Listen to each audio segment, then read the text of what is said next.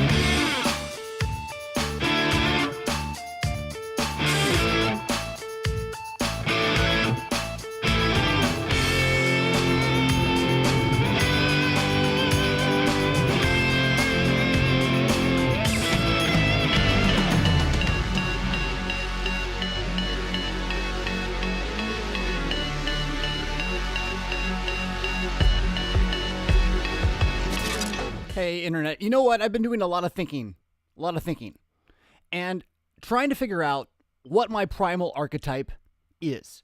That is, if I'm going to grab a picture of someone to be, right? A model that I'm going to follow, someone to mimic or imitate, which I'm pretty convinced at this point that every man needs to do that. Pretty sure every woman needs to do it too, because men and women are quite similar being human and all. But I'm talking to the guys for a moment here. Every man needs to grab like this archetypical man who you are going to try to be. And I've been like, okay, who is it? It's not going to be Churchill, right? So who could it be? And I figured it out. I've got two options, actually. One of them is Lionel, and the other one is Matthew McConaughey in the movie, Reign of Fire. And here's what's really important is that you don't even need to figure out what any of that means to know that I'm never going to be either of those guys. But that I am a man baptized into Jesus Christ, and therefore aware that he, regardless of what I want to be, is risen from the dead, and that justifying, vindicating reality of God acting to save all of creation has been extended to include me by virtue of him saying so.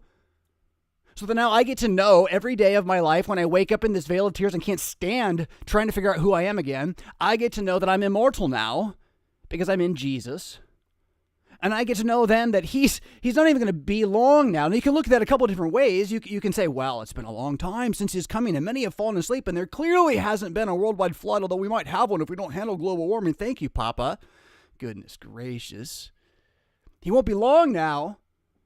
Most of us aren't going to be around more than 100 years, so you only got a little bit of time till you're going to face something called judgment, yeah? And then in terms of the resurrection, well, who knows? As he counts slowness. Y'all want to argue about evening and morning and debate whether or not death was here before the fall with a bunch of pagans so you can call yourselves scientists. Forgive me. You know the electron's a myth? You ever figure that one out? That's a fun one. Go to the very bottom of chemistry and realize that it's all sort of a story. It works until you get into string theory. It seems to, hold it all together. I want to talk about less my cosmology, which is increasingly based upon the book of Genesis. So if you don't like what I just said there, it's like, well, I read Genesis and I'm starting to do it in Hebrew and it's a little different than, say, Newton. Yeah, it doesn't have the same ring as Newton does. It's not that Newton is wrong. You can measure the speed of a ball going down a trajectory and find your margin of error. I mean, I did all that. I've experienced all that. I know how that works. Okay, that's fine, right? Okay, but like in terms of that explaining like what's going on inside my head as a human in my my fourth decade with 5 spawn I've got to feed in the world around me, like half zombie but refusing to admit it and more umbrage than anything. I mean, what am I supposed to do there, right? Okay, so what I do, again, is I'm going to go back to Genesis and say I'm not going to debate evening and morning. I'm pretty confident it was 6 days as God counts it, and that worked out just fine, and now we have weeks as a result of then him adding that 7th. So if you want to debate the week with God, you go for it. It's more to me about the cosmology of the thing. It is, what is reality really? Is it only the empirical world? Is it only the stuff I can touch and see and taste? Because that's everything for the last 500 years in terms of operational procedures for Western Civ is like what you can touch and see and taste. The empirical world has been the dominating thing, and that's what's collapsing around us. The empirical world is demonstrated to be incapable of solving the human soul, the human psyche. We've even gotten rid of the word. We talk about psychology. Words of the soul. Words of the soul is what that word means. Words of the soul. Psychology. So I mean, we've been doing it without any belief there really is a soul, that the man is just this chemical animal moving around with equivalent exchange going on between all the particles and nothing we can't see going on. And so string theory. I mean, again, if you haven't looked into it, the problem with physics does not necessarily like fix my complaint about, say, how the electron is an issue, right? But what it does is it shows how modern physics has reached a dead end, and the dead end is such that there is no going forward here. They're wrong, and that's what the book basically says. Most people since Einstein are wrong, and Einstein didn't fix it. There's still a problem there, and we're looking in the wrong places. So anyway, the problem with physics, I'm not assuming that I'm right or that he's right or anything like that. What it's done for me is it's given me the freedom to increasingly question the mythologies that are from far away. So in my world, I hear lots and lots of stuff. I've heard so much stuff in my life, I can't stand anymore. I'm trying to like become a monk from hearing stuff. I don't want to hear stuff anymore. I don't want to see stuff. I just want to think about all the stuff I saw for 40 years. Whoa, it was a lot. Oh my goodness. And so I see so much so that I've just distracted myself with talking about how much I have to process for the last 40 years. So now I've lost the trajectory. Goodness gracious, Jonathan. Well, I'm going to go back onto then. This is really the real point then, I think, ultimately, that you must, here it is. You must find the mythology that isn't a mythology in your life. Right. So you know about Gondor, right? And you know about like a galaxy far, far away and the Force and stuff, right? So that's all really neat, but none of it's true.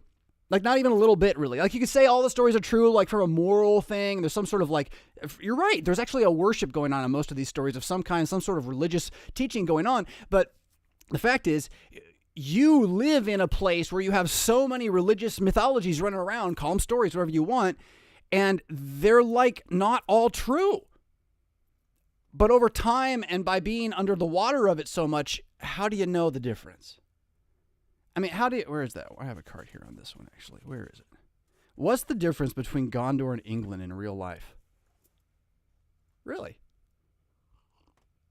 If England still runs the world, which they have enough money to, it seems. I mean, just, cui bono, that's all I'm saying. But if they run the world, you know how they do it. They planted California before California planted California. A grand story. This is this Gondor, this West, and so the myth of what it means to be the West is very much in the center of what it means to be England. And what Gondor represents for American nerddom is some sort of hope that America is in fact that West. And so, England is still running the show in terms of its mythology with the Western world. That's a supposition, a hypothesis. So you can disagree with me about that if you like. I'm not really trying to say this like thus saith the Lord or anything, right? But it's a teaching moment, right? To see that the lore of Gondor is more well known than the lore of England. And that is in fact then a heritage running our civilization as mythology, which was Tolkien's intention, by the way, and thank God he curbed us with a good myth that wasn't about how we should drink each other's blood and sacrifice infants to atone for our sins, right? Like he could have done that, right? And that would have been popular maybe, probably wouldn't have been. I think the Lord works in these ways, but I'm not saying that therefore what Tolkien did was necessarily right for us either. He wrote a narrative of his time, a memoirs of sorts, contemplating his own reality and the fall of the pre-modern world, the complete loss of spirituality and life, and the collapse of it into what World War I actually did to men. Thousands and thousands of men, just meat thrown at these machines that just tore them to shreds, and they're like, oh, we'll do more, because they didn't know what they were doing. And he has to live through that and process that, and all he can envision is nostalgia. All he can envision is going back to a world that was so dark it was about to die, but was better than ours, and so we can be hobbits and stuff, right? And again, I think that many Americans across the board, whether you like Gondor or not, whatever your mythology is that you're, Twilight, we're hanging on to these lores, these ideas and stories as some form of hope for the present, because we need in the present a hope for the future. And what we Christians have not realized is that means we've stopped hoping in the actual future that we know is certain.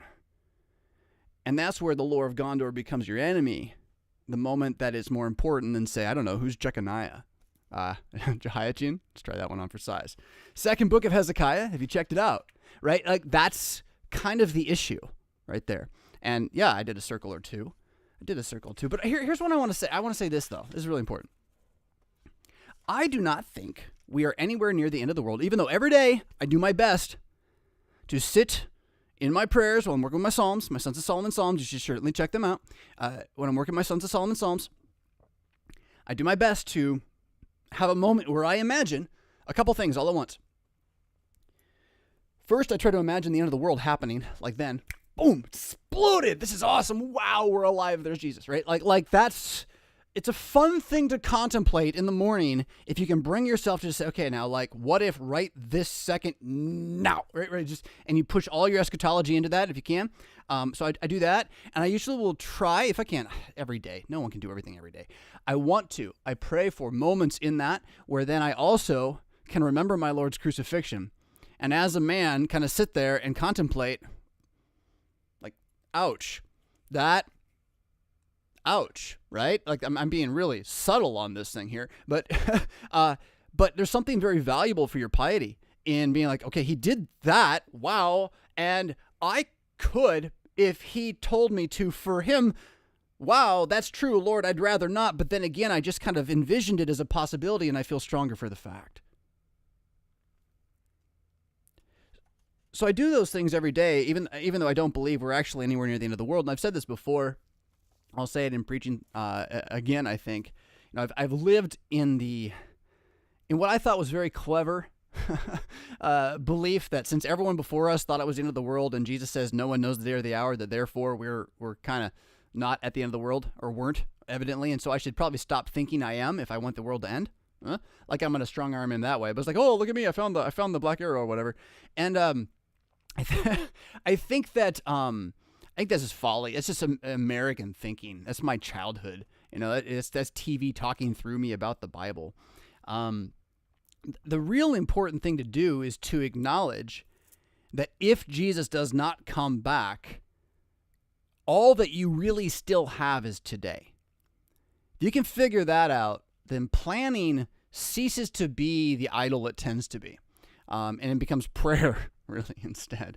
That all you really have is today to handle the future, and that anything that's going to come after today is a myth. It's part of a great story that you're telling yourself for hope in order that you might feel secure. And again, so much of the last year is the great myth we had joined in.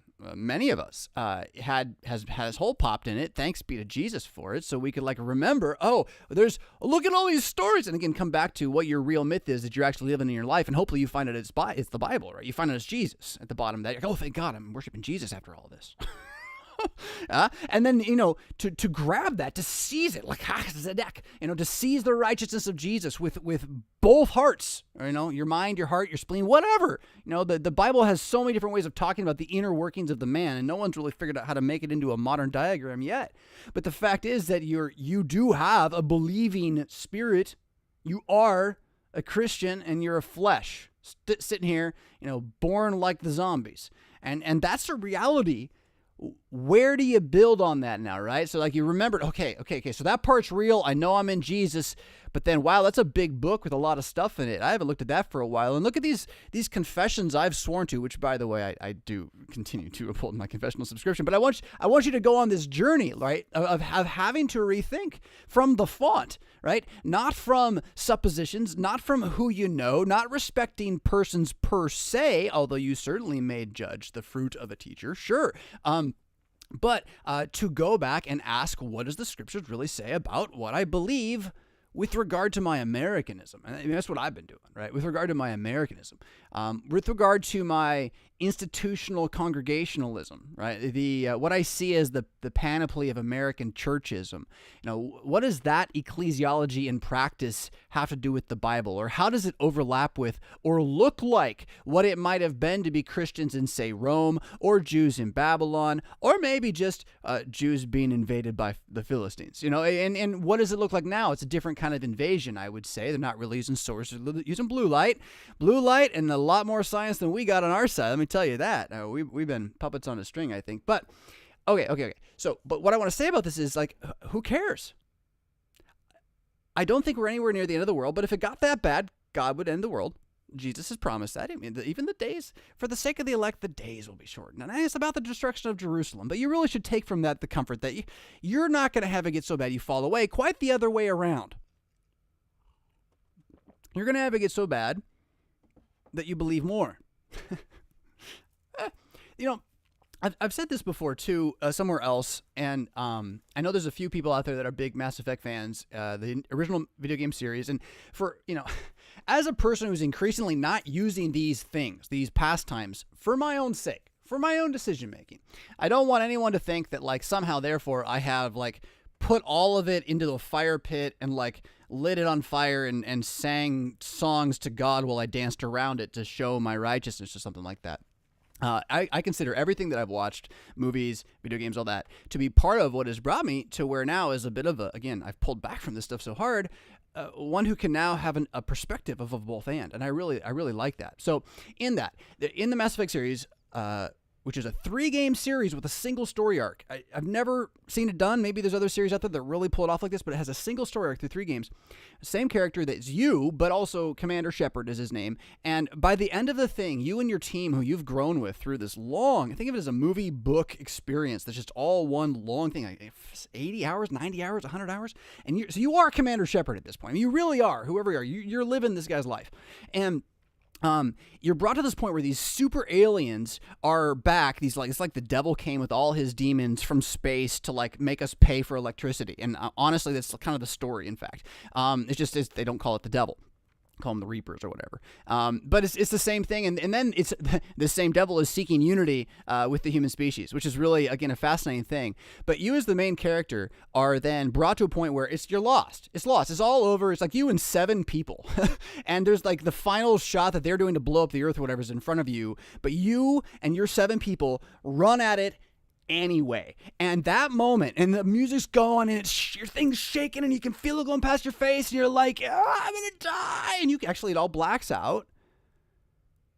Now, that's living. That's why you play the game. Why do we play life the opposite as Christians? That's what I want to know. Why do we play life the opposite? Why do we want it not to get bad out there so we can have an easy life, so we can have more pride and discontent like the scriptures say we will whenever we have easy lives? I mean, we're just not believing what the scriptures say about our lives, and who we are as flesh. There's so much there for us to see. I've been yelling at you about the Proverbs forever, right? Forever, for a year at least.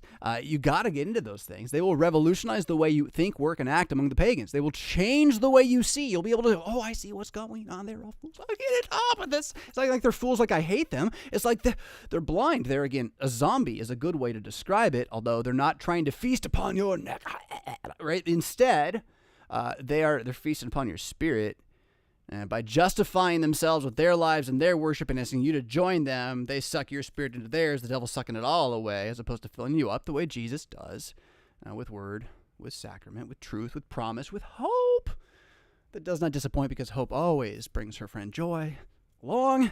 Yes. So I don't think we're anywhere near the end of the world. I don't think we're anywhere near a ground war. I don't think we're anywhere near an ultimate pandemic and famine. I think we're in a collapsing regime scenario, much like Dr. Kuntz and I have been talking about on A Brief History of Power, wherein you just want to kind of be in a place where there's going to be less looting going on, and the looting is not going to be with guns pow pow, although it kind of is, but like there's fencing with the guns, right? So the national guns and fencing extend borders in areas that they control, and gradually the society right around that gets looted, right? And that reality, you can see it in Baltimore, right? You can see it in D.C., see it in Seattle, you can see it in Portland. And so just to realize that's going to increasingly go on in various city-states, the more you can think of yourself not as living in a nation, even though we do all have this thing called the citizenship of the United States of America, and I am a citizen of the United States of America, and I will defend the Republic. I pledge allegiance to the flag still, and the Republic for which it stood still. I just don't like talking like that. I don't even like thinking about what that means. But you need to, again, distance the long-away story of this national power that basically takes money from you every year and then doesn't do much else for you other than make life difficult by faraway laws that then everyone else has to apply to you. The reason why, in theory, there was a revolution. But I don't care. I mean, I'm not into the whole, like, let's go back and revolt again. You're not going to be able to stop what's going on. But what you can see is it looks a lot. Get out of like the modern assumptions about what's going on and look at it instead as city-state alliances. Pretend that you're living in like Koine Mediterranean era. Pretend you're living in pre-Hellenistic or Hellenistic or Roman Mediterranean area. And you have, instead of like this real true unity anywhere, even Babylon and Persia would have been like this. It's just conglomerations of subjugated city-states, often trying to rebel themselves. And if you can see that that's the United States, that that's Europe, that that's what used to be Russia, that they're over large city-states that extend their claims of territory to certain places where other city-states will fight them or will band together to threaten to fight them, right? So if you come this far, then we together will do this. If you kind of see it more like that, then the most important thing at the moment is not what's going to happen in the United States. Will there be a ground war here? I mean, there could be, but those are expensive, and the money's kind of run out everywhere, I think. I really do. Maybe I'm wrong, the debt cycle, but every 8 years we're supposed to have one of these little swims, and we haven't had one yet. It's kind of nerve-wracking, actually. Anyway, that's a different thing. Don't listen to me about money, I swear. And I can't promise you there won't be a ground war. I'm just saying what looks more realistic to me, like from human history where you have to supply troops far away and things like that.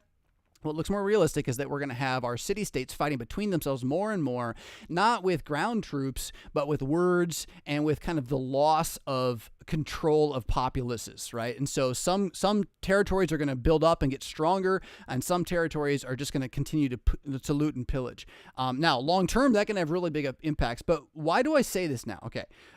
Because I want to say that what that looks like for everybody, no matter where you are, unless you're one of the elite pillagers, what that looks like for everybody is slow generational impoverization. What does that mean? I mean, they've been telling us this for years as Gen Xers. Like, well, you're not going to live to the standard of living of your parents. You might live further, but you're not going to have as much money as they do. And that's been around, 20 years now they've been saying that. And so, yeah, inflation is the magical, mythical economic thing that they say that makes this all okay, is that it's generational impoverishing. If you stay where you are within the system, you will be poorer later. And as Dr. Kunz and I talked about on Thursday, this is effectively a 100-year move towards slavery, indentured servitude, that kind of thing. What slavery was always in human history, usually is the normal state of human history. Working for the man's been around for a long time in the U.S. It's just, what you call it. So much of the modern mythos is what you call it. Do you believe that this is a religion around you? Or do you believe that empiricism is right and God's really far away and doesn't have much to do with it? The more you can, again, look at it as a religion which seeks to subjugate, a religion which seeks to set up God kings who, for their own sake at least, are able to believe that they're safe, because we're all seeking that. And they got enough power to actually start to suck the life out of people, push them down to push themselves back up. We would all do it in their place, I think, which is the problem of being sons of Adam. That reality should be expected to continue throughout history till Jesus returns, unless and where good men in localities don't let it happen. Right? And I would say that starts by praying. Good men in localities. Now, you can have good men who pray to false gods who actually defend their wives and children. It's true. But I think that as Christians, the real defense of our wives and children isn't to go out and get a bunch of, pitchforks. Is to get back to our altars and take care of them as if they matter. To remember that church is there to be church and not some other thing with a bunch of other frivolities thrown around to hopefully attract the pagans to give us a little more money so we can keep our big doors open.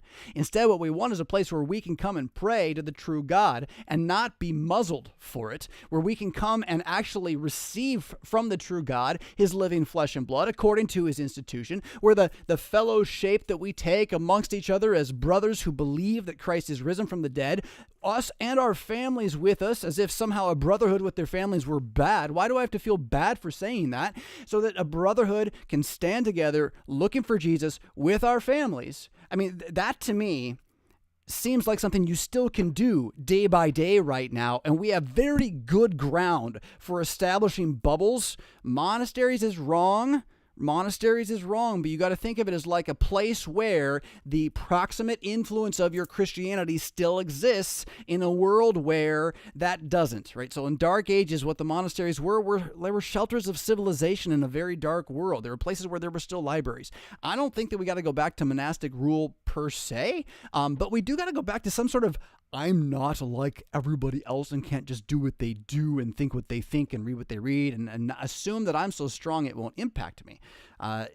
Or I got to recognize that along with the impoverization of my financial temporal reality, which I may be unable to avoid because the powers that be are what they are and God's ultimately the author of all of these things, in spite of that, right? What I don't want is the impoverization of my soul. And that's where the trade-off to be an American, I really got to tell you, we have a lot less soul. We really do. We just sell it to people. I'm like, come to America and sell your soul. Here you go, a little bit there, and you'll be better off. You can have coffee as often as you want. That's right. Don't get me wrong. I'm proud to be an American, or at least I know I'm free or something like that. But something like that. what I really am most concerned about for all of us here in the United States, in New Zealand, in Canada, where English speakers are listening, Finland, Sweden, Germany, some others from Southeast Asia from time to time, the impoverishment of the human spirit by the demands of the technological world upon us, founded upon the promises of what that technology will provide for us in terms of calm and quiet and joyful life. That should be demonstrably seen as something we got to back away from a little bit, right? That we got to kick back on this thing some. I said it before, I'll say it again. It's like the Matrix. You have to start thinking about, not have to, I recommend you start thinking about your time with blue light, particularly after dark, as like going into the Matrix. Like, you can do it. You're skilled, you're talented, right? Okay, fine. But like, how much you want to do that when you're Neo and Agent Johnson's actually there, right? And I'm not just talking about the stories. I'm just talking about the power of the white noise. Although there is something to that, like the amount of stuff that's coming in. How can you process it all and really deal with it psycho-spiritually, right? Psycho-spiritually, soul-spiritually. I have to say that, right? That's how imperial we are. EM. I'm going to shift back here because we got other stuff coming up today, but I really think it's so important. The world could end today, but not the way most people are afraid of, and in a way that should bring you great hope. But because given the history, I think we can say the Lord may tarry. He may, should he will. Then should he will it, let us pray, right? And then let us, having prayed, seek to do today without believing that we need to plan so far for tomorrow. I'm convinced of that. That in this, it's less about striving to see a faraway future and more about seeing your neighbor who is that one that is like nearest to you right now. Hey, I got a special guest coming on at 10 o'clock this morning. I want to make sure we get time for that. Lots of questions from you, so we'll be back in just a moment. Alrighty then. We're going to go right into questions from you all, and at 10 o'clock, special guest Jacob coming in. I won't tell you why, but it should be all right. It should be a good time. Yeah. All right. So, Cafe Sola, he loves to ask the questions in the sidebar, and I love to miss them, but thank you. You keep asking. They'll keep coming in. We got two of them here. After being baptized as an infant, do you have to give your life to Jesus? I love it. You know what, though? I mean, so much of this is babble. So much of this is just us misunderstanding, and it's true, Cafe, don't get me wrong, that the language is sloppy, and sloppy language leads to error. It really does, and error leads to unbelief, because error is the devil's lie. So you don't want sloppy language, you want clean language, you want simple language, you want biblical, right? Sound is the word in the Bible, healthy language. So, giving your life to Jesus is language that in English has been used to mean all sorts of stuff, and generally also kind of means like infant baptism's evil. Sorry. So if you talk that way, you don't like infant baptism, right? And so for me to talk that way is kind of like, well, it's kind of, giving ground, right? Giving ground. But at the same time, here's this reality.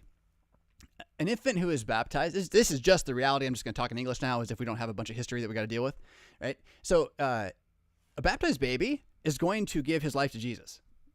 He's already been given to Jesus, first off. Like the baptism is like, here, God, have our baby Jesus. Or have our baby. Jesus takes the baby. Yay! Okay? Like that's what we believe. You're all doing dedications, and like he gave you baptism. It's just nuts. Anyway. But so that's happened. So the baby's born from above, as Jesus says, and, resurrected, given the Spirit, all this stuff. Look up baptism in the Bible. You'll find all that language. It's really there, always. So being given to Jesus, being promised these things, being born from above, then that means this new life born from above needs to eat. And so the baby needs to be fed truth about Jesus, about the scriptures, about everything that the Bible says, basically. I mean, really, just starting with the scriptures would be great. The catechetical faith that the scriptures teach, that's a good place to go. And the fact is then, having been born of the Spirit and being fed by the Spirit via the Word of God, the baby's life already given to Jesus, the baby's just going to believe his life belongs to Jesus if you tell him it. He only have to think, I have to give my life to Jesus, because he'll just know his life belongs to Jesus.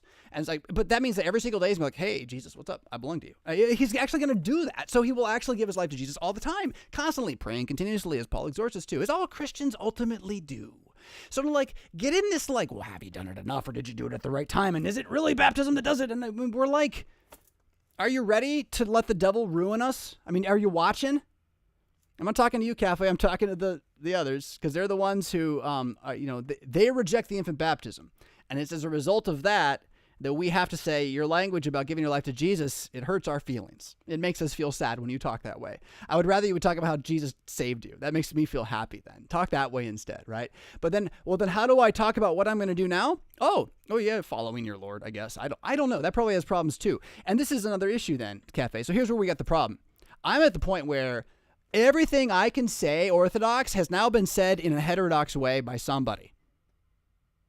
And if I keep up the game, that's been the Lutheran game of, therefore don't say it that way, I have to start not saying things. I think we've already been doing this for a time, actually. And so I'm kind of like, it's time to take the words back. So after being baptized as an infant, do you have to give your life to Jesus? On the surface, as that reads, absolutely not. You don't have to do anything. Jesus is going to do something for you, though. Your life been given to Jesus. You're going to receive your life from Jesus, and I guess you'll offer it back. The sacrifice of praise, prayer, thanksgiving. I mean, what are you going to do? Like commit seppuku on the altar? He doesn't need that. So what does it even mean to give your life to Jesus? Biblically speaking, it means to believe in him, right? So yes, after being baptized, you will. This have-to language is caught up in needing to justify yourself, and needing to justify yourself is caught up not so much even in the idea of justification as Jesus or Jesus plus me is the winner, right? That's kind of where it's at deep down in your soul, okay? So anyway, not talking to you again, Cafe, and I know where you're at. So he asks this question as well. What if one pastor uses ESV and another uses the NLT? Well, he's just wrong. And another uses the NIV. Well, he's really just wrong, But the ESV guy's only kind of wrong. In the same congregation, your question is like, so what if you have 3 pastors in a big church and they all use different English translations? Like, what's the result of that? I got 2 answers for you. Do they all use the Greek primarily? Then it's not a problem. If they are not using the Greek primarily, and so they're not aware of how they're talking to each other and how the congregation's hearing what they're saying, it could create all sorts of problems. All right. So the issue with your English translation, I'm kind of thinking out loud here a little moment, but and the issue with your English translation then, if you are reading from the original languages, is less about what it says and more about how you are understanding what it says in front of people. And that's where introducing more than one translation being used by the pastors without an intentional, but we're all learning Greek together as a congregation, so this is helping, right? It would be to sow confusion, I think. But if you're doing it to bind through a higher level that you actually want the people to get, and that's how I'm honestly wanting to do this, Cafe. I got 1 member, maybe 2 here who are interested in Greek. I know there was some Greek taught in the area. I'm not sure how to do it yet. I'm not sure the way I do it will be the way everybody wants it done, but I cannot dream higher. I cannot dream higher than to be the pastor of a congregation where 75% of them are like in the Greek text while I'm preaching. I could not dream higher than that. I mean, that doesn't seem realistic in humanity. Now, I mean, I guess I go Eastern Orthodox, they do it. They preach in Greek, right? But there's other issues there. But so I can envision a place where this isn't a problem, but by and large, the idea that you would be introducing multiple translations without trying to move further back toward the original doesn't seem healthy to me. It seems you would instead just want to say, okay, well, here's what this one means here, and we're going to stick with this because we know it, right? So what you see me doing a little bit as I talk about New King James and comparing it to the ESV in my congregation is because it's already there. So I'm acknowledging it was already there. I've joined a party within it, and what I want us to do is to grow together as we compare those two and let the congregation decide whether or not they're going to stick with ESV or move to New King James, and they have 50 years to make that decision, frankly. So it's not really a big deal, but I don't plan on introducing a bunch of other options into the congregation because, like I said before, I mean, I'm talking about the EHV, which I think is fine. It's a fine addition to the commentary on English translations, but nothing new is going to unite us. Nothing new is going to unite us. It's just not going to happen. It'll unite a small party, which, if that's your goal, by the way, is good. We should do that too. I don't think we shouldn't do like faction uniting. We need to unite as tribes. We need to understand where we stand as tribes. But For my part, then, I'm not in the tribe that's anywhere near the EHV at the moment, and I don't know that if I were there, that's what I would want. I think I'd want to again work toward. If I'm going to talk about Bible translation, I want to have in my hand one that everyone else kind of knows and respects a little bit, because I'm going to have the Greek with it, right? And so anytime they start going anywhere, I'm just going to go straight to the Greek, because I'm not going to mess around with it. For that reason, though, you should really, if you're going to learn it, you need to learn one. And as a group, as a body, to have the same memorization pattern, to have the same kind of way of talking, that's valuable, especially in an age of Babel. So hopefully it helps. Again, I'm thinking a little bit there and trying to do this in real time where we are and figure out what it means and all this. I need a drink of water. I'll be right back. All right. So Zach says this. Oh, it's a big one. Zach says, thank you for your perspective last week. I'm curious if you have any advice on how to best teach the faith. Best teach the faith and the process of catechesis. I am curious because my catechesis was very atypical and not something most people would experience. Lucky you, where I'm at, by the way, in that we moved several times in the process and I had several different shepherds. That probably was good for you. As much as it was painful, like you had to reckon with what they were actually saying and you couldn't just kind of float through it, right? However, as a future father and future seminarian, it will be my responsibility to teach the faith to the next generation of believers. Yeah, first as a father, and then, Lord willing, right, in the ministry. My fear with this, however, is that I will not do a good enough job. Well, that's a healthy fear to have. You won't. That's kind of a fact. I've had several family members fall away from the faith over the years, and I hear the word of James 3 that those who teach will be judged with greater strictness. If faith is like a torch, I'm scared to pass it to the next generation for fear of it going out. Well, that's a problem. That actually is a problem right there. No. You throw it in their face. If they don't want it, then they're going to burn. I mean, that's more the reality. That's more the reality, man. The trembling maternal knees need to be replaced by a staunch father's backbone, my friend, if you're going to stand where you want to stand. And I had a member who watches the show, by the way. I do want to hat tip this. I'm not going to be able to repeat what she said. It was so good. She said it so well. But she said, this is regarding my misogyny, Fisk the misogynist. She said that she detects in me, when we talk about these issues, man and woman, she detects in me that there might indeed be anger, but it's not at women. And that's a very important point.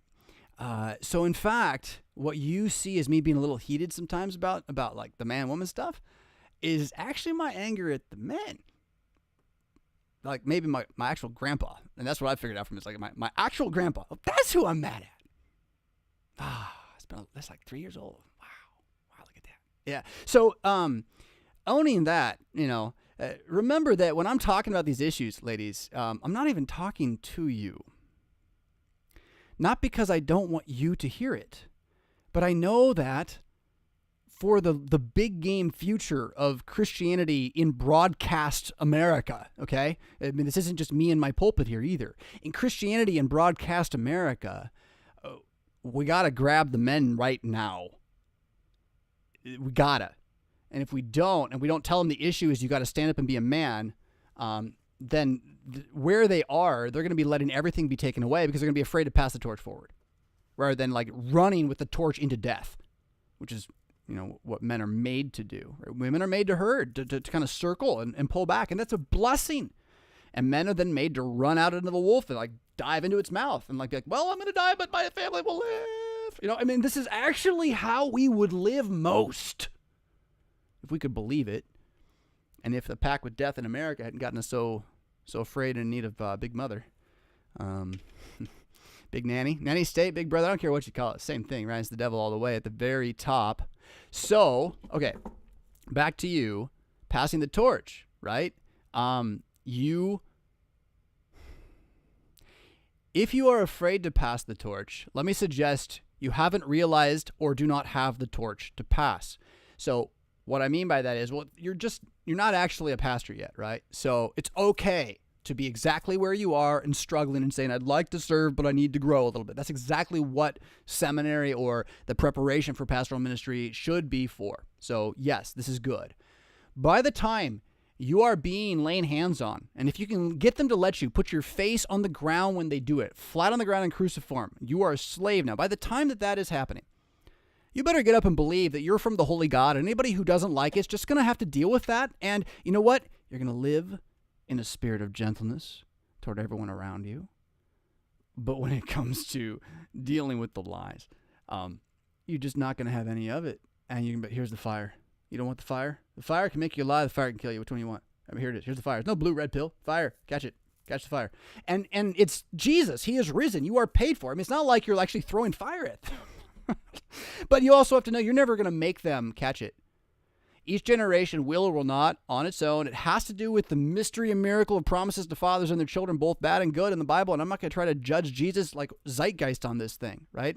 Like I should really say, I'm not going to try to judge Jesus' will based upon our Sitzenleben and the movements of the zeitgeist. I'm not going to try to get into that. Sitzenleben, your place in life, zeitgeist, the wind of the time.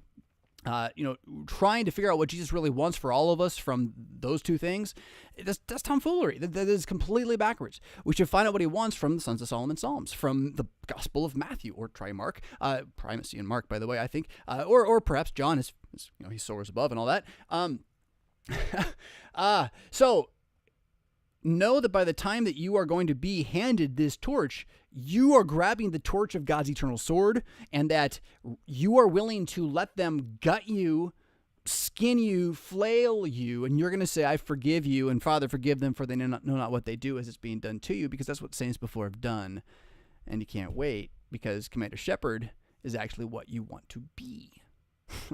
Yeah? And so now, let me do this one better for you. The moment you have a baby, bam, it's on. You're on. Authority is granted, authority is given, and those who teach will be judged with greater strictness. Fathers. Now, James 3 is ultimately about teachers in the church, pastors and teachers, or shepherds and teachers, as Ephesians 4 talks about, these offices given for the church. Pretty convinced James 3 is about that. 1 Timothy 3 also has some things to say. But that does not mean that, the role of the father of the congregation, the teacher of the congregation, the shepherd of the, I don't care which symbol you use, the king of the congregation. I mean, they're all the same. They're all the voice of the congregation. He exists so that the other kings, fathers, prophets of the congregation, all of them, everybody's all these things, by the way, on some level, but fathers first that are actually physically fathers, so that they will hear this and reflect it in the home and become teachers of the home, which is going to get to the question about, confirmation here. Yeah. Your confirmation process, your catechesis process, and you're really concerned about how to do catechesis in the congregation, yeah? And I'm going to tell you, what we've been doing in the congregation is spinning wheels in mud is what that's been.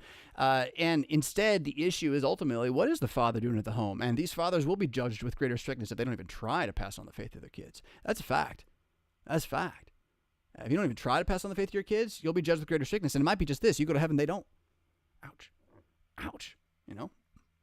All that you have burns up. Except for you. Oh. So, I do not want to put any of you onto the rat wheel of thinking you're going to create a better heaven by how hard you work now. But I'm not going to hide from you the salt in the wound, which says that if you're just going to say, oh, well, I kind of like it here, go Cubs. Well, and your kids just don't believe, you're going to own it. One way or the other. You're going to own it one way or the other.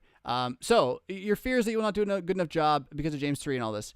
I also want to tell you, though, this is just it. The moment you've been given a child as a father, it doesn't matter whether you're going to do a good enough job. Do a better job now. And then do a better job now. You're going to learn. You're going to learn. Nobody is a good father right away. Oh, my. Some are better than others. Don't get me wrong. But, you are going to run into confusion. And in some ways, you're going to learn how to actually be a human from your kids. Their growth pattern, if you can pay attention to it, like look them in the eye, talk to them even when they don't talk back, and like try to build a relationship with them, that growth curve will help you in your own growth curve wherever you are, letting go your childish thoughts and becoming the man you're supposed to be. Hard to do that when you're all watching TV together. A lot easier one-on-one in a conversation. Tough to do that without time. Time is a matter of what you make of it, I think, a lot of times. So, how can you teach your family, he says, a future congregation while being confident in my teaching and the knowledge we have been given from Christ, God bless. Well, Pentecost happened, didn't it? You got to fall back on that at a certain point. Pentecost happened. So, if you're going to go and you've been sent by the church, you presented yourself to be tested by whatever orders you need to be in because your tradition has that and you don't know any other tradition that you think is right at the moment, You go through those orders and you get a bunch of men who stand around you and say, in the name of Jesus, preach the gospel till you die. Don't take your hand off the plow. Those who look back are not worthy of the kingdom. By that point, man, if you're going to do that, then just go. And if you're wrong and end up in hell, I mean, praise be to Jesus. And that's actually what you got to say. And then you're fine. You're not, why worry about it? Jesus is your king. Jesus is your God. Now, if you're going to like not open the Bible and then run around and talk out your backside all the time, well, then it's a different reality. But this, the issue of justification with the heart is less about any one thing you point to and more about whether or not you believe Jesus is your authentic king who died to buy you as his slave. Or not. Like you're actually his slave, and on Judgment Day, you're not going to get judged like, oh no, you're out. No, you're in. And it's going to be so good. And you're looking forward to it. And you want to share it with other people. All these arguments seem to not be about that. Have you noticed that? I'm not against the arguments. The arguments come from a place, and they always come against the scriptures, and so we must stand firm on what the scriptures actually say. But we don't have to argue back with demons. And we don't have to argue back against demonic arguments, I don't think. In that way, again, be confident in the scriptures, Zach. Learn your Greek and Hebrew, Zach. If you're not going to learn your Greek and Hebrew, don't preach. Don't preach. Stop now. It's too late. I mean, we've done it, but it's not good. It's not good. It takes small errors and makes them large errors. And what we need right now is confidence. But again, have that confidence then. And this is where laity, your basic small catechism, and by that I don't even mean what Luther said, right? I mean the Ten Commandments. The Ten Commandments. I've been going round and round in a circle over Acts 15 and the apostolic letter from the Council in Jerusalem to the Christian church, because I feel that we kind of ignore it. I feel that we kind of dismiss it as secondary. And I've been digging on it a little bit more, and there's an early tradition that actually has a pretty strong textual line with a small variant that turns it into the Ten Commandments, which is really kind of interesting. And I say that again only to say that shows that in like the second century, the Christians were trying to figure out, okay, there's a lot going on. We don't even have a Bible yet, right? And they didn't even know that was coming. But what do we believe? The Ten Commandments remained in their hearts. What should we be trying to be? What should we be trying to do? And then the Lord's Prayer has always been around the liturgy of the church as a way to pray for those Ten Commandments to come to be. And so praying the Lord's Prayer as the fulfillment of the Ten Commandments in your soul, and knowing this is Jesus' promise to you, and that by virtue of your baptism, which you stand on, right? You don't put it on, you stand on it. And by virtue of that, you're being sent out in his arms. He's got you. Take the torch, run into the zombies, die with them on fire, and a lot of them are going to convert. A lot of them are going to convert, or at least the right number. So I feel like also I want to mention, though, when we talk about, maybe there's another confirmation question coming up. I'll save it for that. Just the issue of how we do confirmation is certainly challenging. Spinning the wheels.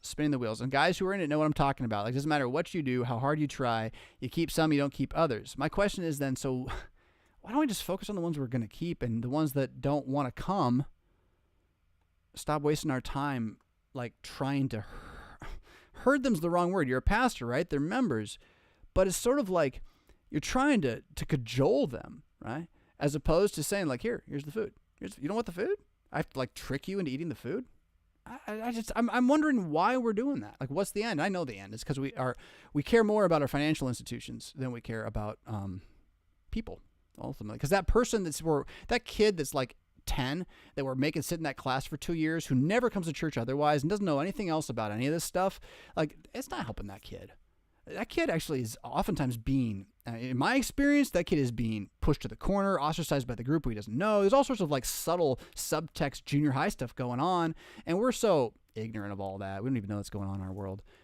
Anyway, I mean, you know this, right? Most kids live a double life. They live a life that they live with their peers, which has one form of language, really. And then they have a life that they live with their parents, which has another form of language. And they don't mind lying to their parents about the life they live as kids because they don't see them as the same thing. And this is Hurt is the book. You can find that book. Hurt is the book on this. It's, again, an older resource already.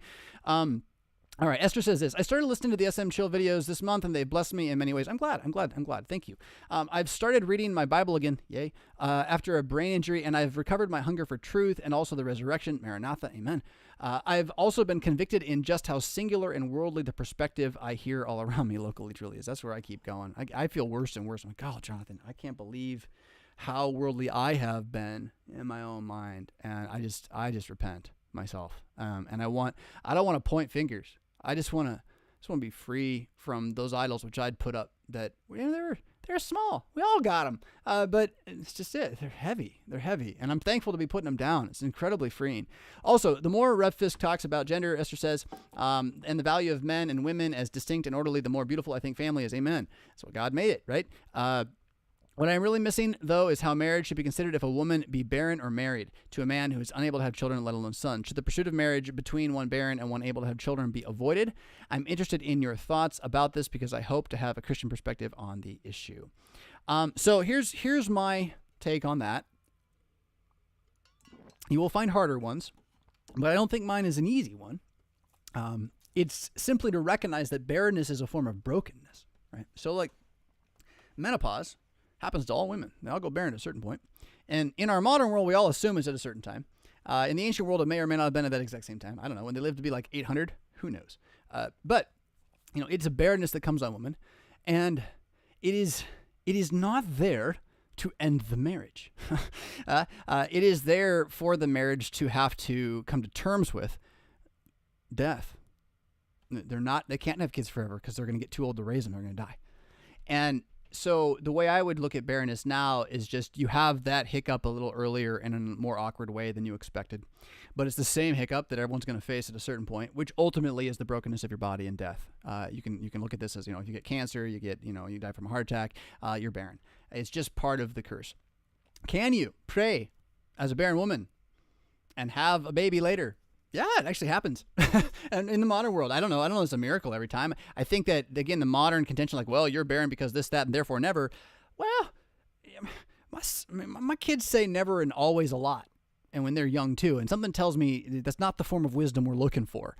And so, if you are barren, there's not a reason to not consider yourself still under God's hand and pray for that gift. With that said, don't make an idol out of that gift. Recognize that in this life, he makes some celibate for life, and it's a great blessing to them. And so, she who has not borne any, she has more children than she was born, a handful, or however the quote goes about Rachel. So, to see that the church is your family, to see that there are sons and daughters all around, that when a congregation comes together as a village, there is a generational reality, which you don't get in the public grade school system where everything's split up by age and sent out wherever. And so in this then, all people have a place, right? All people have a place. And so I would say that a family that is barren after being a family is simply a family that has to wait for the resurrection to see their sons and daughters as sons and daughters. And that's probably the way you should look at it. And then remembering also that just because a scientist tells you something doesn't mean he ain't, Janus and Jambres. A lot of times they are. More and more. I'm still going to go to doctors. I'm not checking out on that one yet, but I'm not going to listen to them as if they all have studied, because they haven't all studied, and not all of them are still studying, which really should bother you. Should bother you about your pastor too if he ain't studying at all, let me tell you. Esther, thank you for the letter. I hope that helped a little bit. I'm going to jump right here for just a moment, and then I'm going to vanish again for about 3 minutes. And when I come back, I hope to have a special guest, so you definitely want to stick around.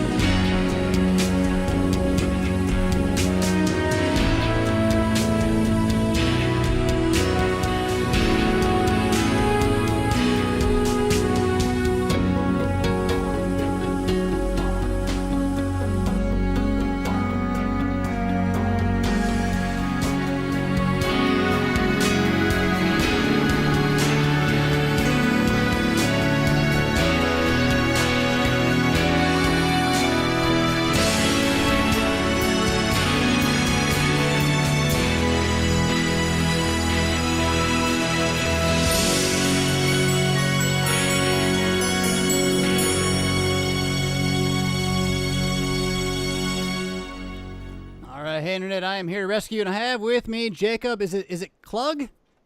Klug. Jacob Klug. He is a seminarian, and he wants to ask me a couple of questions. Jacob, I can see you. They can see me and you. You cannot see me. I'm sorry for what my computer has done. I don't know how to fix that, so you're just going to have to assume that everything looks great from where I'm at, and, all right. And we'll go from there. So tell us a little bit about yourself, maybe just kind of what part of the country you're from, and then also, why these questions, what's the assignment, all that kind of stuff. Yeah, that sounds good.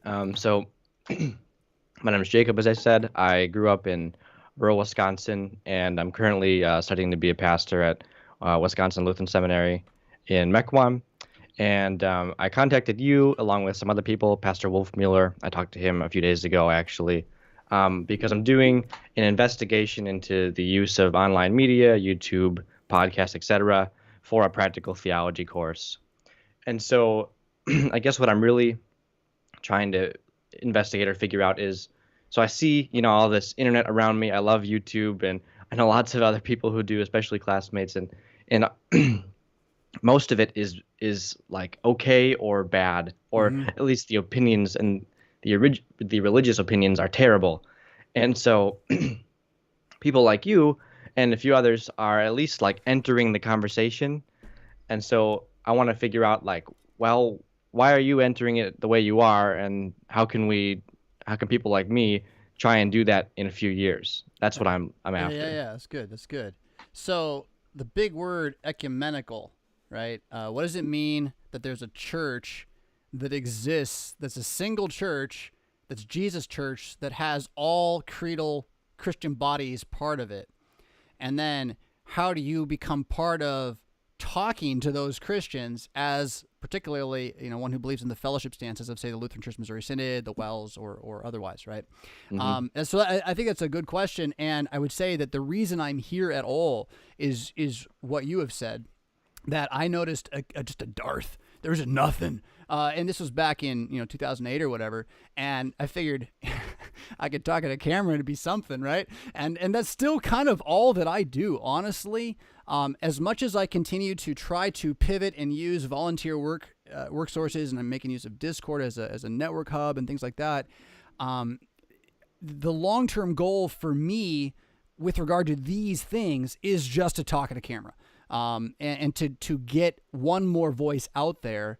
And honestly, to inspire people to do it themselves if they're going to be out in that space. I also would like to inspire people to consider that space is unhealthy in a lot of ways, and that we should withdraw from it, not entirely, say, as a legalistic, like you're sinning if you watch YouTube, but more, I mentioned this already in the show, with a matrix-like approach to this, that you're at war. And you need to take this as going into the enemy's stronghold. And in the enemy's stronghold, you will be able to pillage him and make use of his things, but you really don't want to set up camp there and live there. So, yeah, I mean, that's my first foray into why. How is dumb luck. You just got to throw it at the wall until it sticks, and keep throwing. Keep throwing and keep throwing until it sticks. And someone will be like, I don't like that one. You're like, okay, but I do. I'm keeping it. And someone else will be like, I like that one, right? Or someone will be like, I don't like that one. You're like, you're right, I should change it. And so you get yourself into the pool, and you find out who will listen to you. And you might only have 3 or 4 people, but like, those are your friends, man. Like, own them. Those are your fans, actually. Those are your followers. You own them. You find out what they're listening to you for. You give them more of that. And if it's against your conscience to do that, you say, goodbye, you're not my fan, right? And you just kind of move on. It'd be nice to shake everybody's hand and kiss and hug and, all be friends everywhere. But it's numbers. And another way to say it, why do I think you should pull back from it? It's a false story. The whole thing's a myth. YouTube is a myth. It's all it's a pretty myth. And we like to watch it. It feels good. It's a myth. But it is not, as a religion, it is not sufficient to the human need. And the more you can kind of reorient yourself to see that even like the absorption of blue light is part of human mythological worship of the modern age, that we need this thing to feel a certain way, and we walk around, holding on to the thing. There's a certain idolatry going on there, which we're not, as Christians, going to be able to be like, that's, again, legalistic. Your phone's an idol, put it down. Like, this isn't going to save anybody, and actually none of the Christians are going to listen either. So instead, it's more about, how do I begin to have real conversation with real people where I actually meet them? And then, this is very important if you're going to be online, how do I ignore the people who don't want to talk to me? Like, the people who just want to come in and, like, disrupt and yell and say you're wrong, you have to learn personally to ignore them. Not because they may not need someone to talk to them, but because you have to talk to who's talking to you, not to who's yelling at you. And it's a bully place. It's a bully marketplace. And so whoever comes in is just the rudest tends to be the one that gets their way unless you're willing to just keep doing what you're doing. So again, cancel culture, right? The way to not get canceled is you just don't get canceled. Or if you work for someone who fires you, there's nothing you can do, right? But in general, if you don't, right? Who was the guy? I still remember the Democratic governor who was in the blackface or the whiteface, the Ku Klux Klan outfit. This was like a year and a half ago. Virginia? I forget. North Carolina is the governor who had been dressed up in a very racist, inappropriate way as a child. And like this came out and it was like right around elections. But this is not Trump elections. In any case, he just stayed quiet for like 2 weeks. It all just went away. He's still there. He just didn't talk. Right. It's a wind. It's a non-divine wind, and you want to jump into it. You're going to get flung all over the place. You're going to get called things you wouldn't believe. You're going to have to believe what you believe, or you're going to get changed. And then that's where I just don't counsel a lot of people to do this, honestly. I think that if you're really a young person right now, and you don't have an absolute passion to go shout the gospel into Babylon, it's far better to focus on doing something with your hands that will allow you to make a living, so you can provide for your family and support the altar where you are, because that local altar, I think, is way more important than this. This is good. This is important. But what if it's not planting or feeding local altars? It's just vanity at that point. That's the question for you is you only go into this for vanity's sakes at a certain fleshly level. Like, you have to think highly of yourself. You have to do that to go to seminary too. You have to think highly of yourself. Yeah, at some point, like it's a matter of, I've got to be able to enjoy the extra effort or enjoy the hobby of playing the YouTube game or playing the podcast game. If I wouldn't, I wouldn't do it. And so that is a danger, is the narcissism that comes with seeing you on the screen, your face everywhere. So it's unavoidable to some extent. I've had to kind of, again, reckon with recently. I'm not who I am on the screen. No matter how much I've tried to actually be the real person this time. Like World River last time, it was more of a show. Now I'm really just I'm Pastor Fisk. I'm talking to you, right? But the more I do that, is I have to see this thing as I'm looking at it right here, as I look this way, and it is disorienting. I'm not looking at you. I can look over here and look at you, but that's not really you. For you to see me, I have to look here, right? And actually, you can't, because you're down here, actually, in a different spot. Yeah, I just look at the table. Right. So, like, there's something about the imagery reflection of the entire thing that, you want to be aware of that, and then the way that it comes off and really hits the soul in weird places is people think they know you, and then they come up to you and act like they know you, and you have to be something to them. And you can, when they give you this, like, it's kind of like Paul and Apollos a little bit, when they did the miracle and everyone comes up like, oh, they're like gods. It's not like they come up and they think you're a god, but they come up and they treat you as not any other person.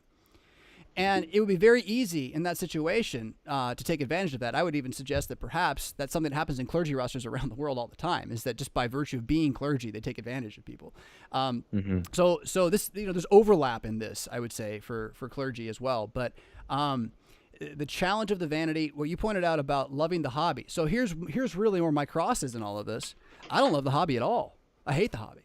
I thought I liked tech. I did not. I like video games. I don't like tech at all. And so the process, I had to plug in like 3 wires and hit 4 buttons to turn the studio on, and I feel like it's too much work. So if you love the hobby, like you love the actual tech itself, and you want to play with that, because once you get into a regular habit of this, aside from throwing it at the wall and see if it sticks, you have to keep throwing it at the wall. So as long as you're throwing at the wall, someone's listening. And as long as it's good and you're listening to what they're saying back, it should continue to improve. And, since we've got the gold of the scriptures, it's going to be heard by someone. It's going to do some work. But then it's a calendar event. And we underestimate the impact of calendar events in the modern world. We think we can just have all sorts of them and that they won't do much to our lives. They completely throw you off, especially on a weekly basis. They become a clock for your body in terms of tiredness that most people don't pay attention to, because we're running off of regular digital time. And so being able to, like, for me, every Saturday, I get up. I do not get the 2 hours of study I get on other days of the week, which I like to have. Instead, I have to get just kind of up and moving, look not completely gross, and then go through a bunch of questions and talk. I enjoy that talking part, right? But that's every Saturday again, every Saturday. And so that will build up over time. So before you dig into this sort of as a life goal, whereas if you don't finish it, you're a failure, know that going in. The good thing about podcasting, you can start one, stop one. It really doesn't matter much. I recently saw a district advertisement announcing that they're pleased to start a podcast. I was like, oh golly, you're announcing before you even did it. That's a good for you guys. Anyway, sorry, I'm not bitter. I swear. What's your question? Well, that makes a lot of sense too. Yeah, I think that's something that a lot of us who are thinking about this at school will have to wrestle with. How much time are we going to commit? We don't even know what it's like to try and be a parish pastor yet. Yeah. And that's a more than enough to chew by itself, I imagine. So, one other question or thought I had is, what the people who have entered the space, what have they done really well, and what maybe haven't we tried yet? And what's something that's really interesting. Yeah, that's a great question, because you have some really diverse attempts, at least in terms of the niches that we picked up. So you mentioned Wolfmueller. Mm-hmm. Roseboro was the one furthest ahead of the game in this, although it wasn't YouTube, it was just radio. But I think by far he has the largest singular extra LCMS audience. I don't know. Wolfmueller's done a lot of great stuff with YouTube, and I don't know what his numbers are now. But Issues, Etc. was sort of there as well as a mothership within the Missouri Synod. And that's sort of you see a bit of the weird relationship the Missouri Synod has had with media, wherein we've had some successes, but we never really knew how to capitalize on them other than to kind of loot them. And so, here we are having to start over again, where we could have had what was the Lutheran Hour 100 years ago, now could have offices in DC and in New York with like really loud shows and billboards if we had just kind of realized what we were doing. But we didn't, and we funneled those monies into not knowing what we were doing. And so those institutions just aren't able to come out and be on the front. And for whatever reason, they haven't worked with those of us who are in a way that makes it possible to kind of have us congeal. So that's the thing that's frustrating, is there's not a lot of congealing. It is a Wild West. And the congealing only exists insofar as the rapport any one of us can manage to get with the other guy who happens to be very busy, right? So all of us. So, yeah. But others who are out there, 15, 17, you can debate their personnel choices if you want. I'd rather stay out of that. What they have done is realize how the space works. And they are funneling good planning into the digital space of their theology. And in that way, I would say that they will outpace any of us, me, Wolfmueller, Roseboro. I think you throw, I'm going to lose his name, Justin Sinner in here. We're all kind of us. We're all us. And that means it kind of lives and dies with us. And that's okay. You can go into it and know that. My question is, I still have hopefully 25, 30 years of this. How do I build me into something that I can actually let go of, right? But 15, 17 is going at it from the point of view of it's already going to be not revolving around one teacher per se. So that's something that's valuable. How you make that happen, again, it has to be with networks, relationships, and trust. It's not going to be top down because they pay you a paycheck to go do it. That's probably better in the long run. The Lutheran Hour did not come about from a board of directors making a decision. A guy got on the radio as a Missouri Synod pastor, just started talking, and people were like, wow, that guy sounds like whoa, right? And so, we could recover that a little bit. I think my conversation with Dr. Kuntz about Kammerer's preaching versus the way Missouri Synod preaching used to be, Lutheran preaching used to be, I think that's an important part of, why radio maybe is not listened to, Lutheran radio at times these days. Who else is out there? I'm trying to think. I've seen others that touched the surface and then went away, and so I don't know if I want to call them attention, because I think some others that are in my age bracket, they just realize that I got to make a choice between this, that, or the other thing, and I'm not going to choose this. And I've had that thought recently a lot, although I don't plan to go away. But I do plan to be very clear about, right? Like, if you're going to be podcasting, you're not going to be doing something else. And if that's part of your ministry, then that's okay. Your congregation's going to have to understand this. I don't even know I still don't know how that works out here. Other than that, my congregation knew what I was by and large before they called me this time, right? But you're going to go out and try to start something where you are. you need to. And there's no history. Yeah. Right. Yeah. And how do you? I mean, even where I've gone, every church I've gone into, like 90% of the congregations that I've served, right, in the people in the pew don't know I do anything online. They just have no idea I do anything online. And I used to try to like say, well, you could try, and you just realize some people aren't going to go there, and it's just not their world. And you're called to them, but then this other thing can serve those who are in the pew too, and you're called to them, and then you have this recognition that there is a time of opportunity for the word to just fly that you don't want to, miss. If they turn the lights off, this will all be gone. And whoever, was listening in Swahili, or no, not Swahili, in some place way over there, I look at the Podbean downloads, and like every year there's like one from Djibouti or something, right? And like, so, they listen to it, and it was the last thing they did before the power goes out, and like they live on that. Who knows? Who knows how the Lord's going to use this? And so I would say it's kind of like Paul's words in 1 Timothy 3. And it is a noble task. Pursue it if you want to pursue it. But if you cannot do it, I recommend not doing it. That's where I'm at. I'll say that. Build your own house. Raise some of your own food. Learn how to skin a deer. Do some of that stuff with your Saturdays. But now, again, if you love the tech, you love the tech. So, and we each are going to have our own paths, and I'm talking to a lot more people than just you, right? So, yeah. Very, very true. Yeah. Yeah. I think a lot of us at school are kind of asking that question, well, okay, so I'll be a pastor and I'll do this. And then like, well, what else will I do? And of course we've got hobbies, but like you can only, go to a Brewers game every so often or go hiking or whatever. So, well, many of us are going to want to have a theological hobby just because we happen to be fairly into into it all. And so, that's what I'm asking myself is that some kind of YouTube podcast thing, the theological hobby, or is it, study and well, it's also always study, but writing papers or something else, or, who knows? Right. So what I've discovered recently that I didn't know I loved as much as I do, and it took, again, going blue light free and entertainment for a while, was the absolute potency of studying the scriptures in the original language. Like, I still can't admit it to my conscience. Like when I have a free moment and I think, what do I want to do? Like my brain will be like, well, obviously I want to go read the Hebrew right now. Like I haven't gotten out of that work mentality, that modern mindset about time yet, enough to just feel that, but I can feel it coming too, where literally I just want to have my Greek Bible with me. It's just what I want to open up. And if nothing else is going on, I just want to be the guy who just turns around and keeps reading it. And I want to do things. I want to build with my hands, like I said. But so getting that kind of study, that doesn't come easy.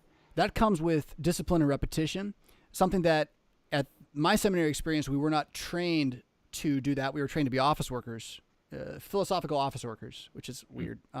So to actually be one who goes into a study and retreats and then comes out with something we're saying, whether it's a paper or whether it's what your people need to hear, what you need to hear, what you need to grow in so that they can mimic you as they try to grow in their crazy worlds. That all is, it's an investment in time. And I would say then, before you go and do anything that you consider an actual vocation, right? Get that thing running. Get your habit of study in the scriptures running. Get your habit of prayer daily in the Psalms, with Hebrew if you can. Get that running. And then we're getting there. Yeah. And right. You work on it, right? But then, I'm talking about, you're in the parish now, right? And then if you happen to have a podcast that you and some guys do on the side, and it's just fun, like that's awesome. Because the reason, let me kind of backpedal. The worst reason in the world to get into this is because you think you're going to reach a lot of people. Don't do that. I don't reach a lot of people. I have a very small footprint if you're going to talk real numbers. It's incredibly tiny. It's like pathetic. To even talk about it as doing something kind of is embarrassing to me because it's not. It's not at that level. That's okay.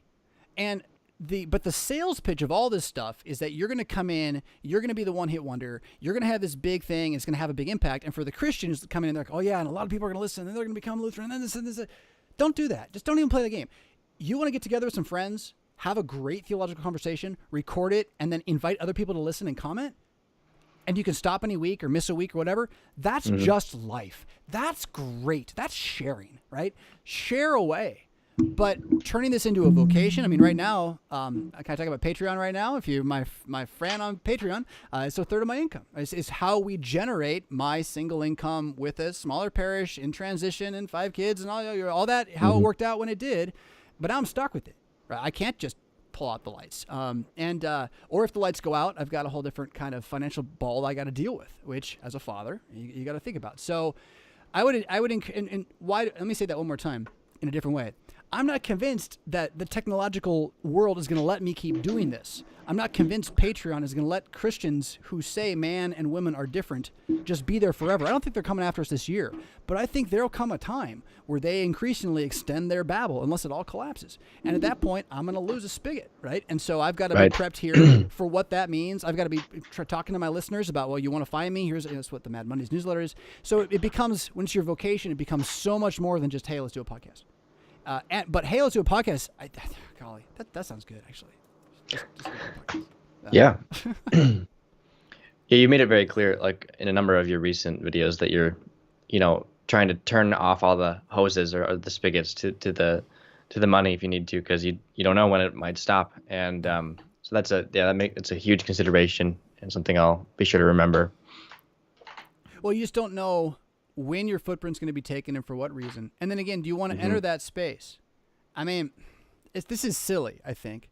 But, the way Twitter was screaming before January 6th, part of me was like, okay, so when's the van going to pull up and like take me away as a terrorist, right? Because I'm on YouTube. And I have that thought as an adult male. And then I have to be like, that's a silly thought. It's not realistic. I'm going to pray about it anyway, all that. But you're putting yourself out there in a way where you don't have to. And you can live a long and very full life without having other people see you on TV. And so just kind of knowing where that is in the whole mix. Yeah, I think everything you said has given me a lot. And I know I've got some friends listening, and so we'll have a lot to talk about, I think, the rest of the day here. So yeah, that's basically what I wanted to ask you. I think the way we talked about it, I'm satisfied. That was great. Thank you for your time. Yeah, absolutely. Can I ask what class this was for? This is just for, you're trying to talk to any pastor in general about something. So, yeah, you can. This is an education class, actually. It's our first intro to Christian education class, and we got assigned a very open-ended, generic project. And so we could do any number of things. And so what I'm doing is just talking to pastors who have podcasts and channels or something, and talking about what they're doing, how they're doing it, why they're doing it. And I'm kind of having a different conversation with each of them. Like this conversation is kind of more like meta or the theory to it all. Yeah. But I was more practical when I talked with us all about how Pastor Wolfmueller edited his videos and how he picked out his topics and everything. Right. So I'll have a few different conversations with a professor of mine, actually, hopefully, and then some guys from Wisconsin Lutheran College who run our podcasts, and who knows who else will answer me. Right. So maybe Justin Sinner, we'll see. So that's what I'm doing. Yeah, it's good. I'm curious about Wolfmueller's machine because he's got a very different help system than I do. And I don't want to minimize mine. I mentioned how, I just kind of plug in a couple of things. The Discord channel and the people that are basically just Christians in their life somewhere who are saying, I'll help do this thing. It's quite a powerful network when we want to flex it. And that's the idea, is to also build whoever's listening to you, to try to turn them into some place where they can talk to each other. And then you can gradually marshal them for things they want to be marshaled for, right? You're not trying to move them for yourself, but you're getting them together for what they want.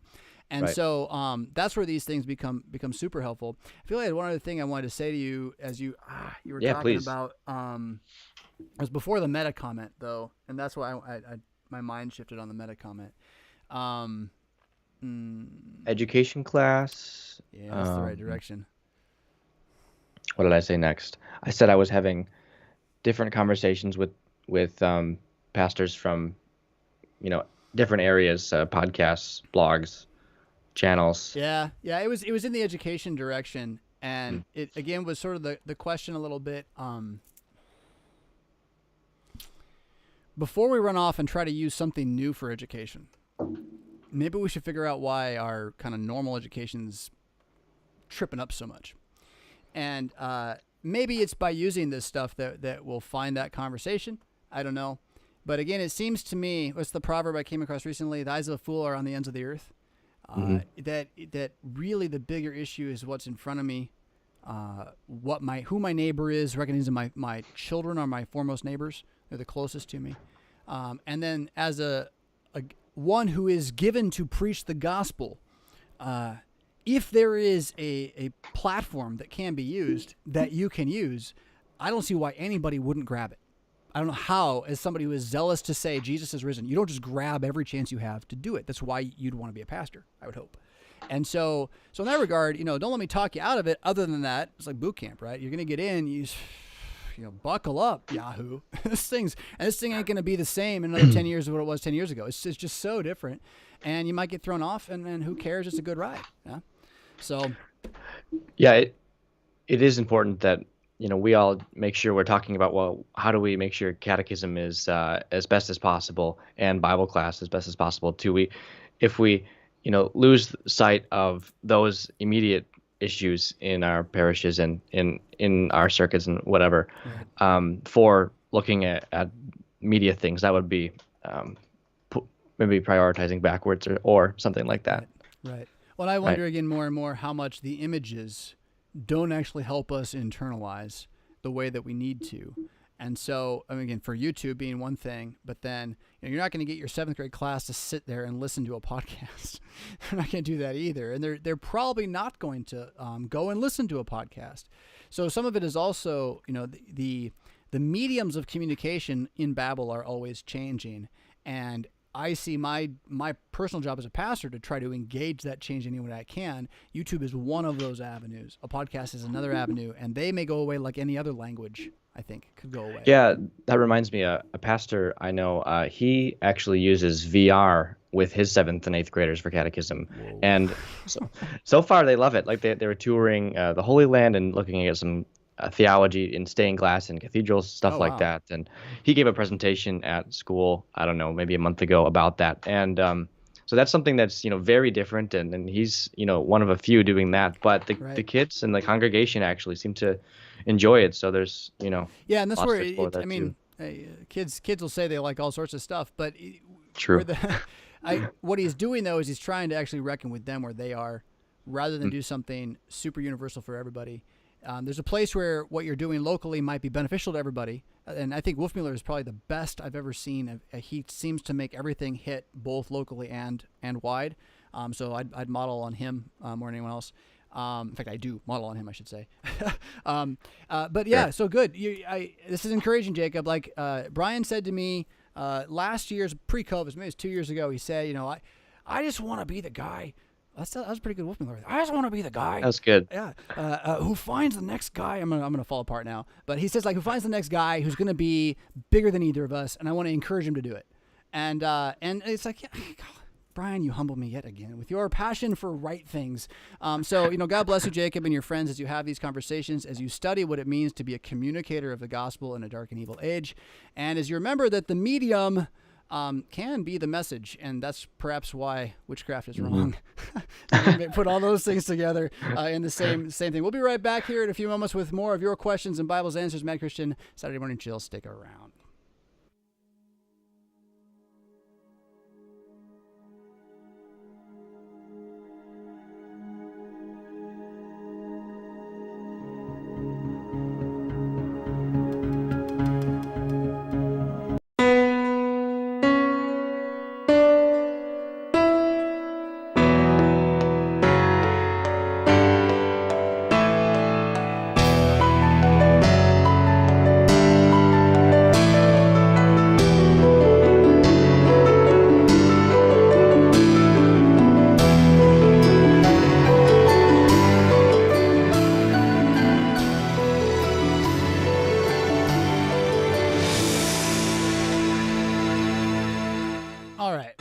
We used a lot of time there, and I want to make sure I get to all your questions today. We probably will go over a little bit, but we won't take that break. We'll just kind of keep moving here. Judith says this: Dear Pastor Fisk, I appreciate how you are working to build up men. I have a husband, brothers, 1 son, and 3 grandsons, so this is somewhat relevant to me. It's relevant to the whole planet, yeah? So do you think it is significant that the creature caught in the bushes during Abraham's test was a ram? There's a lot of reference to lambs in the Bible, but a ram seems more specifically male. That's actually not true, if I'm not mistaken. There are she-rams. I have heard Jesus described as being omnisex, and there are certainly paintings that suggest an effeminate persona. The reference to a ram may work against that. Well, I think him being a man works against that, right? Born of a virgin with a circumcisable part of his humanity. Yes. So on the ram, as I see Wolf Mueller just talking in the side comments, do you know? I'm pretty sure the ram is a clean offering in Levitical codes, and so it's equal to or of equality with a lamb. You may think of a lamb more often because of the Passover, which specifically requires a lamb. There's also goats involved for various things like atonement. So the ram is just a clean animal. So it's a quality clean animal. It was there in the bushes with thorns around its head like a crown as an offering without spot or blemish, and really shows the meaning of vicarious atonement, right? That one takes the place of another for the sake of justifying what must be done. And so Isaac figuratively rises from the dead as a foreshadow of the Christ who actually does. Yeah, our Lord. Yeah, so he has risen. You are paid for. That makes you immortal. He won't be long now. That's worth remembering. But on to the part about Jesus being omnisex. Yeah, well, I mean, all right. You believe there's a devil, right? I mean, that might be left turn for you, but if there's a devil, there's a couple things we can know about the devil. You don't really want to get in the psychology of the devil too far. He's mad. But he's mad in this way. He hates the Father, and he hates the Son. He hates them, he hates them, he hates them, he hates them. With everything that he is. That's all he can do is hate them, because that is what he is doing into his malicious end of mad hate. And hating the Father and hating the Son, that means if he can scar their image, if he can hide from us who they really are, then that's all he's got. He knows all he's going to do is burn. His vindication is trying to take as many as he can with him. It will not work insofar as taking the elect whom God has chosen to never be taken. That's you. That's you. Believe it. Believe it. So again, though, believe it and then see why he's always going to attack fathers and why he's always going to attack, the distinction between man and woman. One way or the other, whether it's through chauvinism and abuse, or whether it's through saying, it don't even exist, I was born this way. Wait a minute. I thought the argument was you were born, that was just like 10 years ago. We have to know that most of what we see of Jesus, most of what we've been taught about Jesus, is in the water of a feminizing, demasculinized Jesus from at least the Victorian era on. It's certainly in most of our artwork, not usually crucifixes, but sometimes there as well. But it's where the crucifix is really nice. It makes it hard to have it be like effeminate and pretty, right? It's very difficult because it's an implement of torture, and it's a terrifying and awful thing to ponder and speculate on, the crucifixion. So it's hard to make that one feminine, although I'm sure some have tried. One guy put it in a bucket of pee and won awards for it. Piss Christie, you heard of it? It's amazing what we do with like federal dollars. I think it was a federal award. I don't know. But really, the art, the imagery, the idea, the persona of Jesus has been emasculated and in the emasculation process for a good long time. And it's as simple as looking at any picture of the Good Shepherd and never seeing a wolf anywhere in it. And because of that, you can just know that the zeitgeist, the cultural or the cult of Jesus in Americana is a different Christ. It is a different Jesus than the one who fights the wolf for you. Okay? It's a Jesus who makes you happy like a lamb in your best life now, right? It all kind of clicks, huh? So, I'm not sure the ram's going to help us so much here, but I think that recognizing that the move to feminization of all things is not really just about how, matrilineal culture happened to arise from primates living on the smaller continent of the third planet from Sol, blah, blah, blah, blah. It has a lot more to do with the devil hating man, and particularly hating man because Jesus Father, right? All of the above. And we're just dumb enough to not see it right now. Which really shows you Babel. I mean, Babel's a strong thing. When they say bow before that statue, you're like, why aren't you bowing with me? Fisky's crazy. He won't bow with us. I don't get it. What's wrong with that guy? So like, right? It's, I'm not saying that like He-Man Jesus is the answer either. That's not the answer. He-Man Jesus. I remember seeing a picture of him once. This is a fake one. He's like, flexing and he's like breaking the cross. It's like falling apart underneath him. Like defeats the purpose. It just defeats the purpose. It is not the Jocko attack that the masculinity of Jesus has. It's the Jocko I won't move that Jesus has, and that the crucifixion endures. That James the Just, I can't get over this story. It's so intense. He's preaching to Jews because they want to trip him up, and people start converting, so they push him off a ledge, and he falls 40 feet, hits his body on the ground, is broken, but he ain't dead. He starts praying, so they start throwing rocks at his head. Rocks, bam, bam, bam. Father, forgive them. They know not what they do. I've heard that before. People being stoned in Jerusalem. I've heard that before as the prayer of a righteous man. They go up and they bash his head in with a bat and a cudgel. And again, imagine it now. Live through that and then explode into glory with the resurrection. Oh my goodness. The more I think about that kind of masculinity, the more I want it. And it's the masculinity that knows that anger is Christian gentleness. It's the opportunity for gentleness. That courage is what gentleness will not do. We'll insist on standing firm on. And that to see that in my Lord's action, to see that in his apostles, his disciples, I think that the reformers would have lived this way, but we've paper dolled them so much. But somewhere between the reformers and now, like we put down the staff.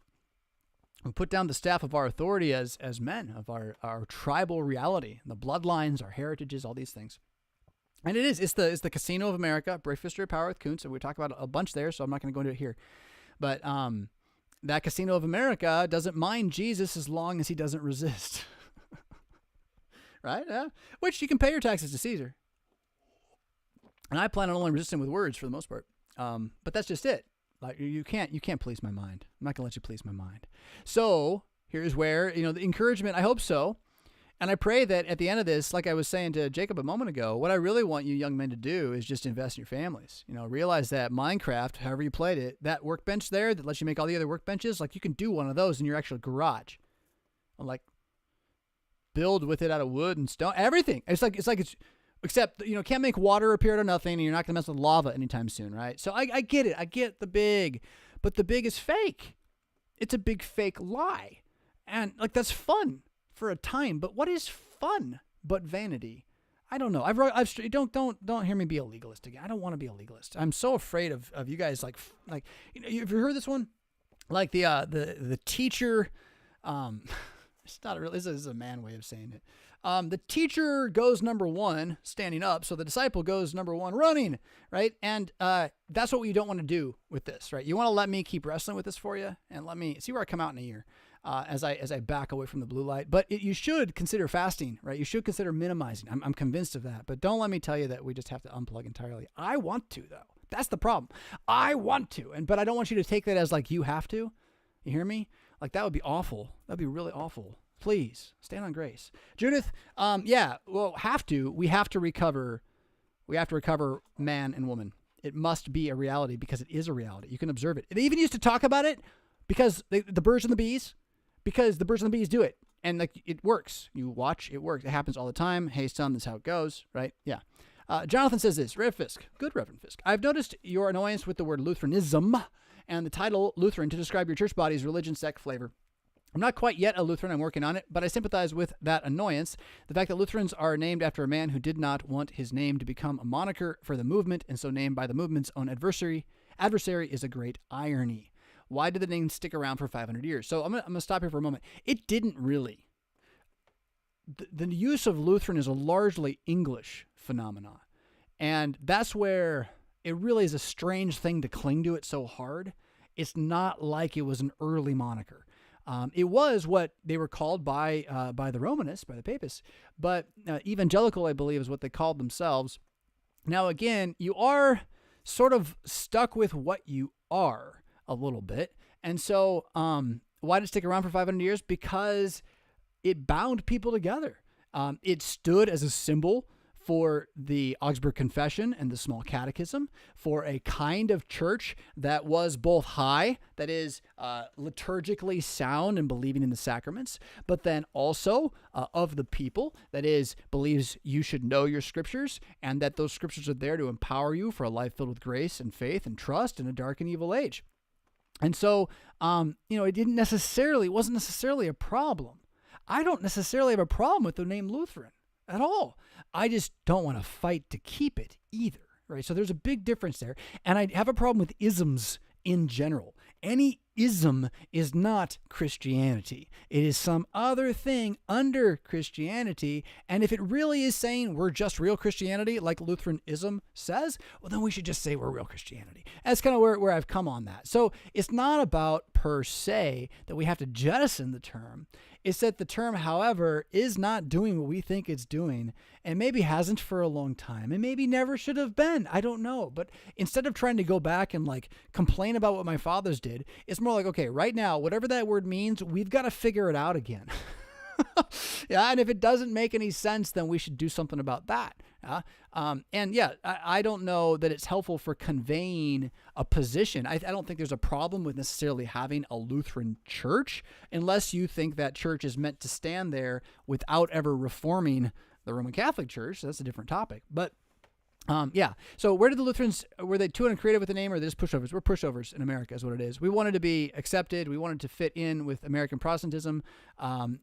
I shouldn't say that entirely. There were a lot of people involved in these fights, and there was a lot of resistance to what has happened as American kind of philosophy has swallowed the Missouri Synod's livelihood, vigor. And so, I don't want to blame any one person, but certainly they're not pushover. We've been sold out. We've been sold out by men who just wanted to cash a paycheck and preach, and not necessarily shepherd. At this point, Jonathan goes on, I guess it's because Lutherans like old things and the name has become an old thing. You're right. We resist change. It's not Lutherans. It's everybody. Everybody resists change because we think we've made it how it should be, and that keeping it from changing will keep it better than getting worse. But somehow it gets worse, and then we complain about how it used to be better, but we won't change anything because that's sin. That's just it. That's the sinful condition. So get used to it. We just do this, right? We do cling to it just because it's there. That's not just an old thing. That's an idol. And that's where, again, I'm like, okay, if we're going to call ourselves Lutheran, we should kind of know what it means at some point. And what does it mean?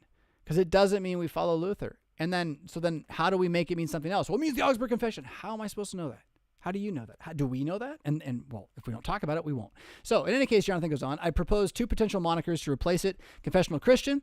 That would be a wide thing that most Lutherans wouldn't be able to handle because of something called the Barrenness Declaration. Or, well, maybe not just because of that. But it'd be more like... who was it? Oh, he's a Duke of Saxony. I can't think of his name. Anyway, he was the one that started making Lutheran pastors commune reformed and at the sword and put them in jail and stuff. I can't think of it now. And anyway, at this point, I don't want to skip there. So, or creedal Christian. Well, all right. So for my own part, when I'm talking about the Sons of Solomon and I'm wanting to start a prayer movement amongst Christianity, I'm aiming for creedal Christians. That's exactly what I'm aiming for, creedal Christians. Those who hold to the Apostles, the Nicene, and or, preferably, the Athanasian. But even if it's just Apostles Nicene, I'm trying to get you to start praying the Sons of Solomon prayers as a potential ecumenical reality that we might all pray for Jesus to save us through the midst of this entire nonsense that we're in. And so I think you're onto something there in recognizing that creedal Christianity in the Una Sancta sense, in the big church sense, is a way to sort of see the edge of the visible church. Like, where is visible Christianity existing? But remember that visible Christianity is the institution of the papacy, actually. It is the Una Sancta is tyrannized by this man who calls himself the head of it all, and no matter what we do about it, he makes what looks like Christianity do stuff, and by our reactions to it. And this is a historical phenomenon. We call him the Antichrist for this reason. Yada yada yada yada. But that creedal Christianity, it is certainly there. I'm not sure that just talking about creedal Christianity is going to unify us any more than talking about Christianity. What's Christianity, right? And that's where you have to go back to the scriptures. That's where you have to be local and not expect to unify the entire planet in your lifetime. Just don't put that one on the table. I doubt anyone will actually adopt them. Well, John, that's the problem. Anything new, right? Anything new is even less likely to be adopted right now. So what we want is just to fall back on the old. So what does creedal Christian mean? Fall back on the actual creeds. Forget the title, do the thing, right? Forget the name, don't pose, don't brand, be. Yeah. Mind adopt if I want to appreciate it. Thanks for the didaskalion. You're welcome. Teaching is such a key word in the Bible. P.S. I could not figure out for the life of me if that was the grammatically correct way to say, but I went for it anyway. Yeah, actually, I think you did put it in the objective there, which accusative, excuse me, I should say accusative. You did put it in the accusative. That's very good parsing. I'm not as careful with that when I'm doing it in English with y'all's as I could be, because until you're looking it up and calling me on it, so be it. So thank you, Jonathan, for that. I hope that my answer was sufficient. Jason says this. Hold on, be right back.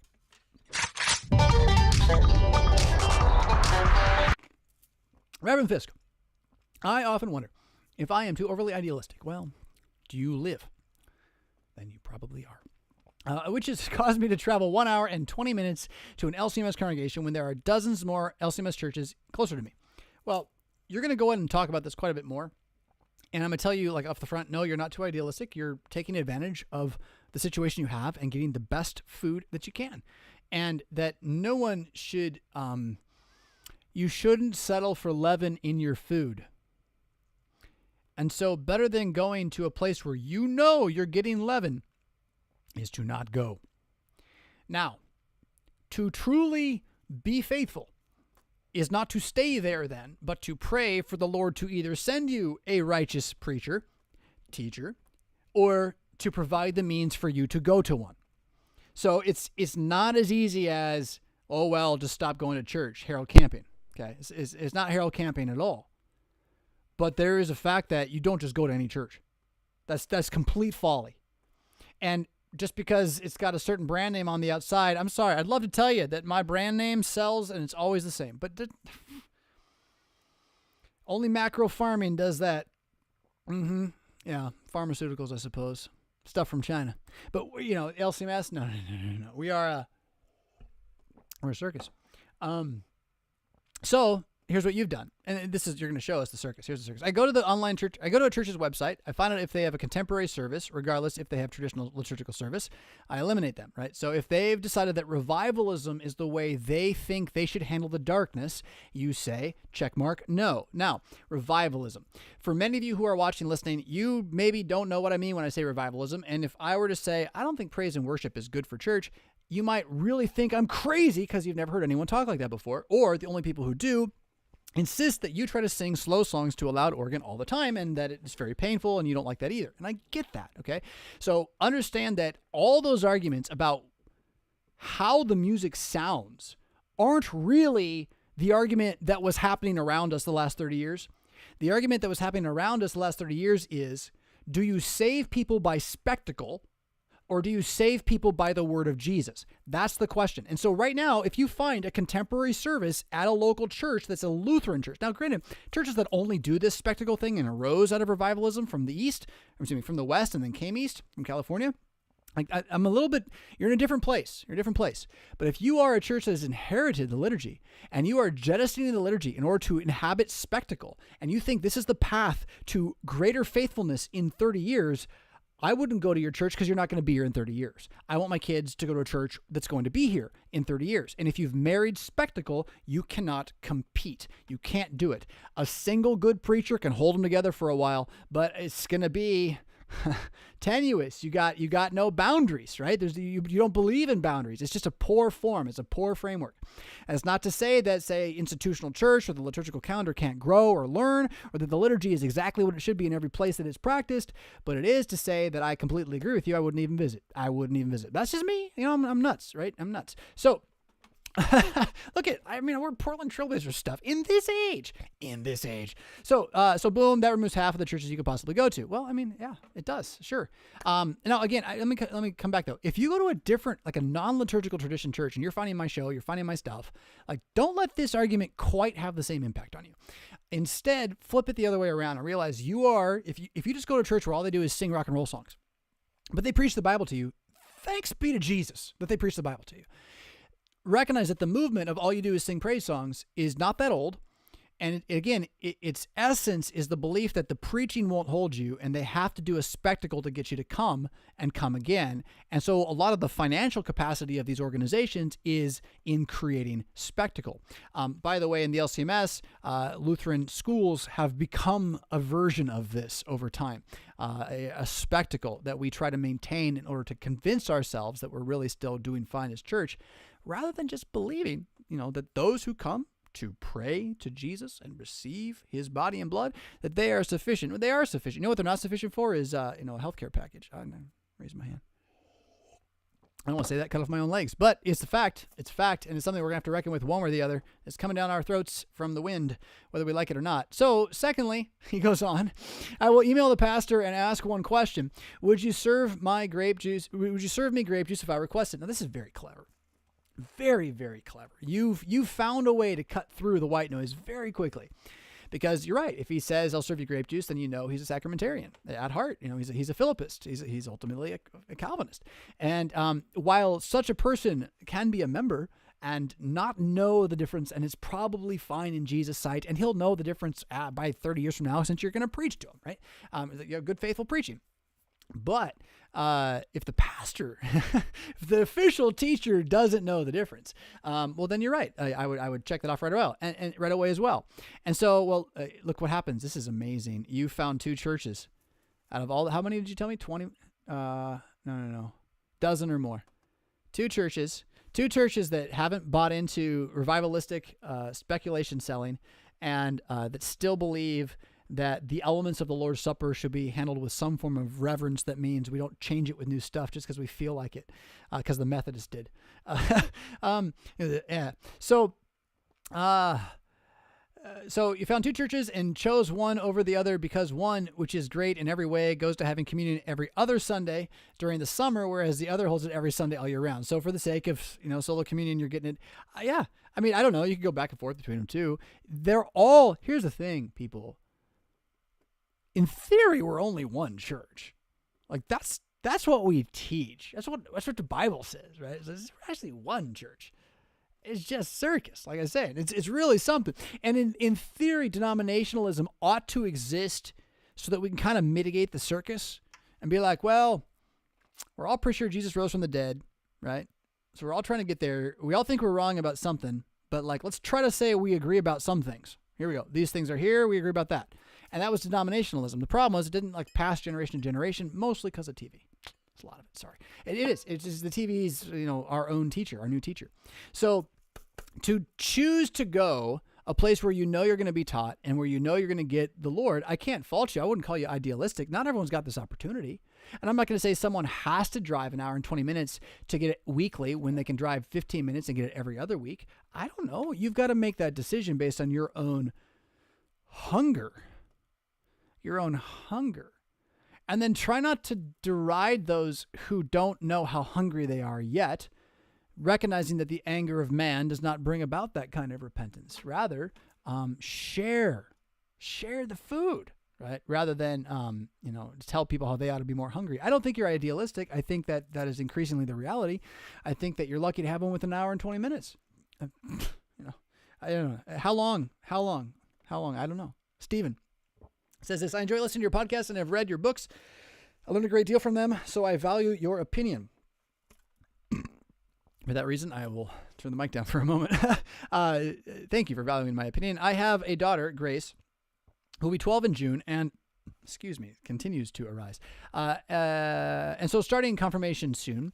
My pastor was agreeable to let her begin receiving communion early, so after a year of instruction, she received her first communion about 2 years ago. I used the Enduring Faith curriculum for Sunday school.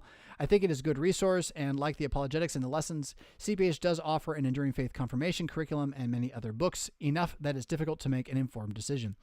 What is your opinion of the Enduring Faith confirmation curriculum? What do you use at your church?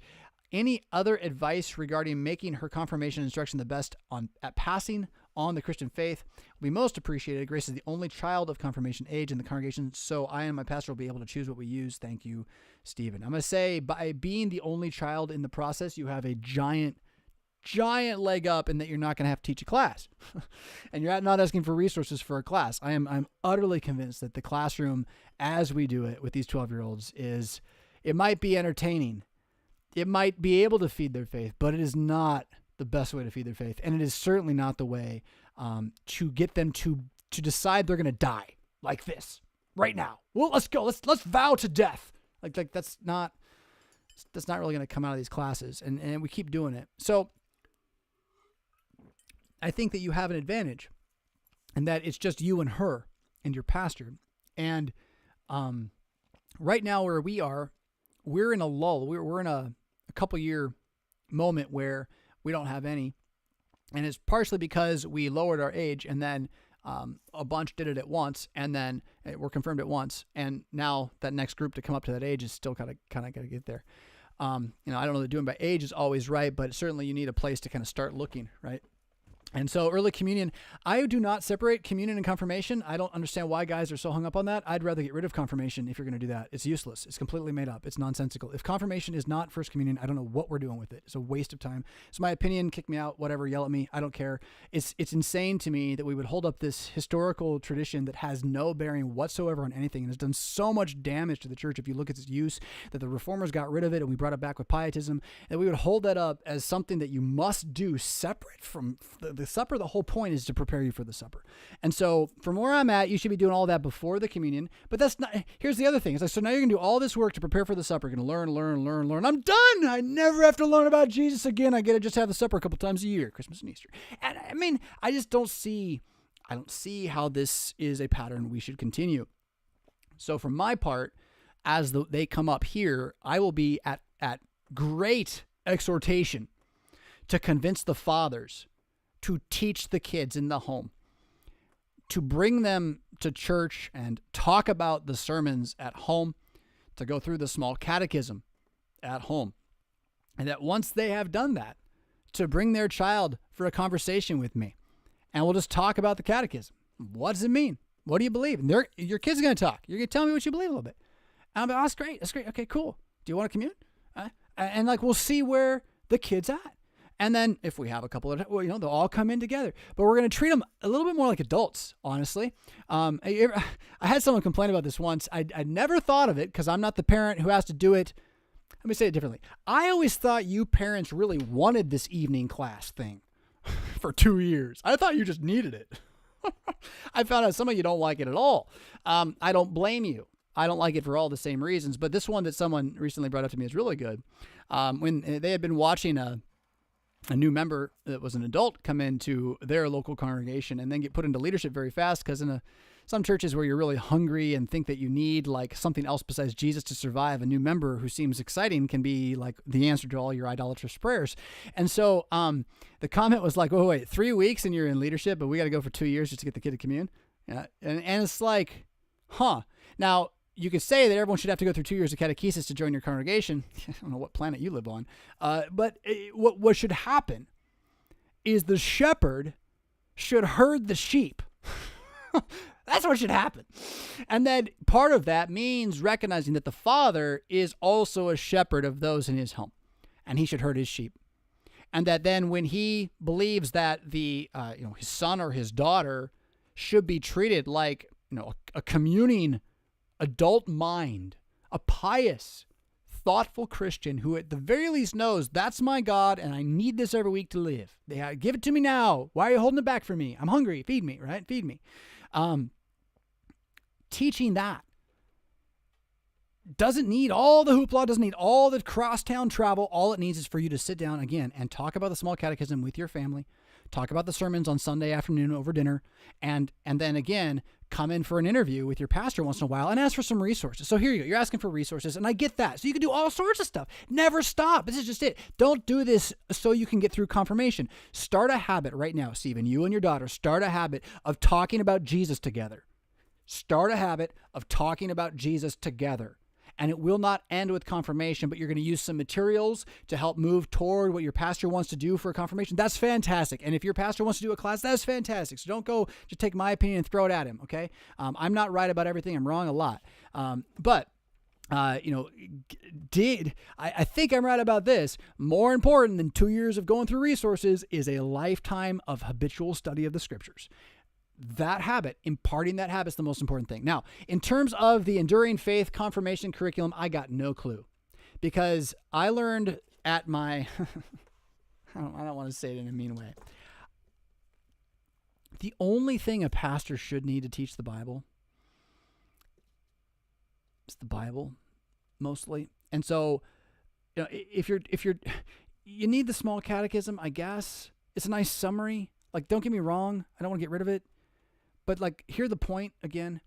There's something about these curriculum that is just disgustingly, godlessly modern, dewy atheism.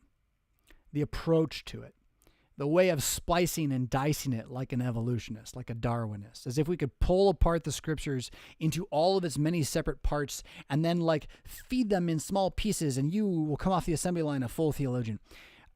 And regardless of what you personally think about how much you may or may not be doing it, I'm saying it's in the water, it's in the resources, it's who we are as modern people, and we should be pulling back from that. And so my first encouragement to you is, don't get a curriculum. Open the Bible. Sons of Solomon prayers. Girls can pray them too. There's the Daughters of Wisdom prayers as well, including Proverbs 31. Pretty key. A promise of what your life's going to look like as a woman in Christ. It's a wonderful, wonderful chapter. So, I don't know. Pick any New Testament epistle and read it together and say, what does this mean together? James is a great place to start. Jude's pretty good. It's really short, right? So the point is, form the habit. All right. So, I will say this too. I have never been satisfied with, and you can shout at me if you want. I've never been satisfied with grade school, high school, standard education curriculum from Concordia Publishing House. It's a cheap mimic of whatever the toujours of the day trend for education tends to be. And I'm absolutely convinced that word searches and crossword puzzles don't teach anything except for letter writing, maybe. And so spending money to have somebody put that together every year in different ways with like pictures of butterflies, that's what I remember. So I don't know, maybe the new one's way better. It may be way better. But what I learned pretty early was they just need to know the Bible is something they shouldn't be afraid of. That's really all they need to know. Now, with that said, if you want an awesome resource, I will say that Bible Stories for Daily Prayer from Concordia Catechetical Academy in Sussex, Wisconsin, but this particular item coming out of Carl Fabricius' church, which is in Milwaukee, but it's all run through Concordia Catechetical Academy. This is by far the single best Bible study, teach your kids, teach your class, teach your Sunday school. One resource fits all after the small catechism itself. This particular one is on the catechism stories, but they also have ones on Old Testament. I think there's a 2 or 3 part binders on Old Testament. There's a couple binders on the New Testament. And I'll try to show you, what they do is they pick a Bible story that's a part of the catechism. So you basically have a pre-made lesson plan. It's pretty smooth. So here's my lesson plan. I got a Bible story. It's Exodus 12. It's got a bunch of questions and answers for comprehension and a summary of how to tie it all to Christ. Anybody who can read and spend 15 minutes before class can use this to teach Sunday school. Way better than crossword puzzles. For goodness sake, crossword puzzles.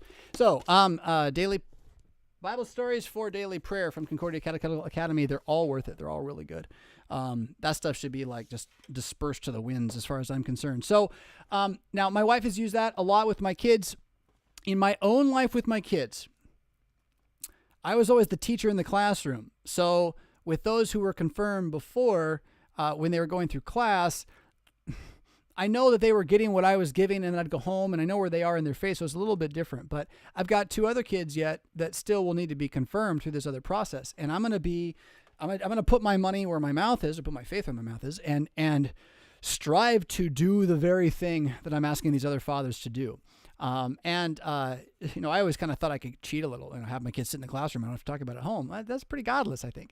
So in that regard, again, Stephen, you have an opportunity here to really invest in your child's faith, actually and for real. And I'm suggesting you don't do it by canning them in the system, right? Don't put them in, grind them up, out they come, put a stole on them, flame on their head, have the bread and wine, and good luck with high school. Go to college, get some sports career. Yeah. I mean, instead, forming the habit every day, my God, Jesus Christ, has words to make sure I do not lose my heart, my mind, my soul in the darkness of this wicked age. Yeah. And for your child to hear you wrestle with that will do a lot more than any particular bullet point of doctrine they can memorize because I drew it really fast and fancy with funny words on the board. I'm done. I'm done dancing for the kids. They're so bored. They hate it so much. They are, even the ones who like it, don't want to be there. And it's just like, there's got to be a better way than this. DJK writes this, right now I'm trying to keep cards in different groups using these color-coded bags to help me know which group of my notes I'm taking out of my blue travel bag. Oh, this is so cool. This is a smart noting question, right? So I would like to find a better way as I'm starting to get a lot of cards. Hold on, I'm going to move this on top here. And I'm considering an Everbook idea next, but for now, this is how I keep my stuff organized. So if you're not following the smart noting and or Everbook conversation, Wolfmueller and I, we're always trying to figure out how to keep information from getting lost. And I am slowly learning that you can't and that it's okay. I mean, he's probably having that conversation with his own head too on some level, but I know he's also got he's got super skills. He's got an engineer's mind and I don't. This looks like an engineer's mind, but I'll tell you, and I'm looking at this picture here. If you can't see it, there's a picture of a desktop, and there are some very orderly stacks of note cards with cool words on them that mean very important things. In fact, I can see you're even stealing one of my cards. It's very good. You found one of my cards. You're using it. That's great. And so they're but they're separated with different color zip ties on the top of the bag, so you can know which is which. Okay, so that is the question. That is the frustration: is how do I know where I've put a note? Especially when I'm keeping them increasingly in what look like stacks, right? They end up being stacks or piles. And if you read the Sanke Aaron's book, the answer is a Dewey Decimal System of another level, personally drawn on every note you ever make ever. And I tried that for a week and a half. And then I tried all sorts of stuff like this. I didn't get to these bags, but I've been putting cards everywhere. And what I can say is that that's exactly what you should do. So I don't think I will recommend this picture to anybody else, but if someone else sees this and oh, that's going to help so much, then right now that's where you need it. You're going to get past this because you're going to have more cards in this. And what you don't believe yet, but that's kind of amazing, what you don't believe yet is how much you remember without having looked at the cards. What you don't believe yet is how little you ever have to look at the cards again. And what you also don't believe is how some cards become more than what you read on the card. Over time, as you pass through them, I'm looking at the one on the red here. If you can see it, notice all the drawn lines there. Those cards become, in fact, hieroglyphics. A full card hieroglyphic filled with stuff you can slow down, you can dig in what it says, or it can just mean a broader idea, a symbolic truth, okay? And so as those cards begin to be created, you're going to find more and more of them that are it's just a better card. I don't want to file this. I don't want to type it up and send it away. I just want to see it. It's so good. Those are what in the Aaron's book would be called your kind of like your subheading cards. So start to see those as categories. The symbol or the picture card that you love is a category. And then you can let those categories exist either in a stack where you just pick it up and you flip through until you find that particular one. And you'd be amazed how fast that starts to work out. Once you're only keeping what you want and you're oh, that doesn't make sense. You throw that away. This is the slipbox idea, is that you have a difference between the cards you are planning to throw away and the cards you know you're not going to throw away. And you don't let those two things cross paths as much as you can. So currently, again, I have now 3 desks that I work at in my study. One of them is what I'm calling the smart desk, which is connected to where this question is coming from. And if you want to look at that stuff, that's in the most smart channel and the elusive channel on the Discord. But what the smart desk is a series of painted or drawn geometric shapes on a desk that allow you to intentionally plan your thinking, processing, and questioning through handwritten pondering over time. And without saying more than that, this thing arises the more you discard what is not valuable, what you read and you already know. And the more what you read and you think, I need to read that again, you keep, and you let it fall underneath these hieroglyphic symbolic lead cards, you'll discover categories you didn't even know you were working with. I have categories that I either am wanting or didn't know I was working with. My favorite category, I'll just share with you, is called True Lore. I love True Lore. I don't know where True Lore came from exactly, but I know this. True Lore is my stack of cards that tells me who was who in the Old Testament and who was who in the New Testament, what happened to him after the Bible. I love that little stack, my True Lore stack. I don't even go that often, right? But now I know. If I don't know who Athaliah's son was, True Lore, there it is. And so, but how'd that happen? I don't go look for a particular digibyte in the corner I have this desk that I'm treating like a book that's my book that I will edit, a journal that's like a wide open. If you can think of the desk as covered with one piece of paper that could be cut into a bunch of 6x4s and then kind of rise or fall, back and forth as you want to go through the layers. And you're just going to write on it, but you're going to start on the top and then think it'll just kind of grow, right? And what needs to stay in that space, you can keep pondering, meditating. I've learned this, send it away, right? That can't be done with bags. The bag, see, the more you put between you and letting the information just kind of play with itself and overlap on a table in front of you, the more you're trying to control the chaos. And part of the beauty of I think it's the created order that the smartness reveals, is that God's way more in the control of the chaos than you are. And whatever you think you're doing to stop the chaos oftentimes is preventing the real forward that you could have. And the only reason I can say that is I know that if I were to take all of your cards in that picture and I were to take them out of the bag and put them right where they are, and then I were to have something fall on them so that they just slid a little bit, I know you'd be able to put them back together like this. You wouldn't have any trouble. Even if they were kind of mixed up, you'd put them together really quick because it's in your head already. The framework is in your head already. You just need the right hieroglyphic trick to see where you're going to go. But then on top of that, as it spread, I would see connections between the cards and begin learning things you didn't even plan for me to see or learn, because information has an infinite ability to dock, and the human mind is an imagination machine, right? We imagine connections between things. And so the more you block the engagement of your paper from itself by trying to control it, the less you're going to get those special nuggets of rainbow that really do fall out of the sky. I can't tell you how many awesome little things I found, whether it's for just a piece I'm writing for Mad Mondays or a story idea or whatever, that it's because these cards shouldn't ever be near each other. And if they were in a card catalog, they wouldn't be. But because I'm working with them in stacks on a desk, instead they are able to cross-pollinate with each other. I should mention that one desk is that smart desk. One desk is the one I really work on. So that's the one where I have the ideas that come and go, and not everything that's there is necessarily going to be kept, right?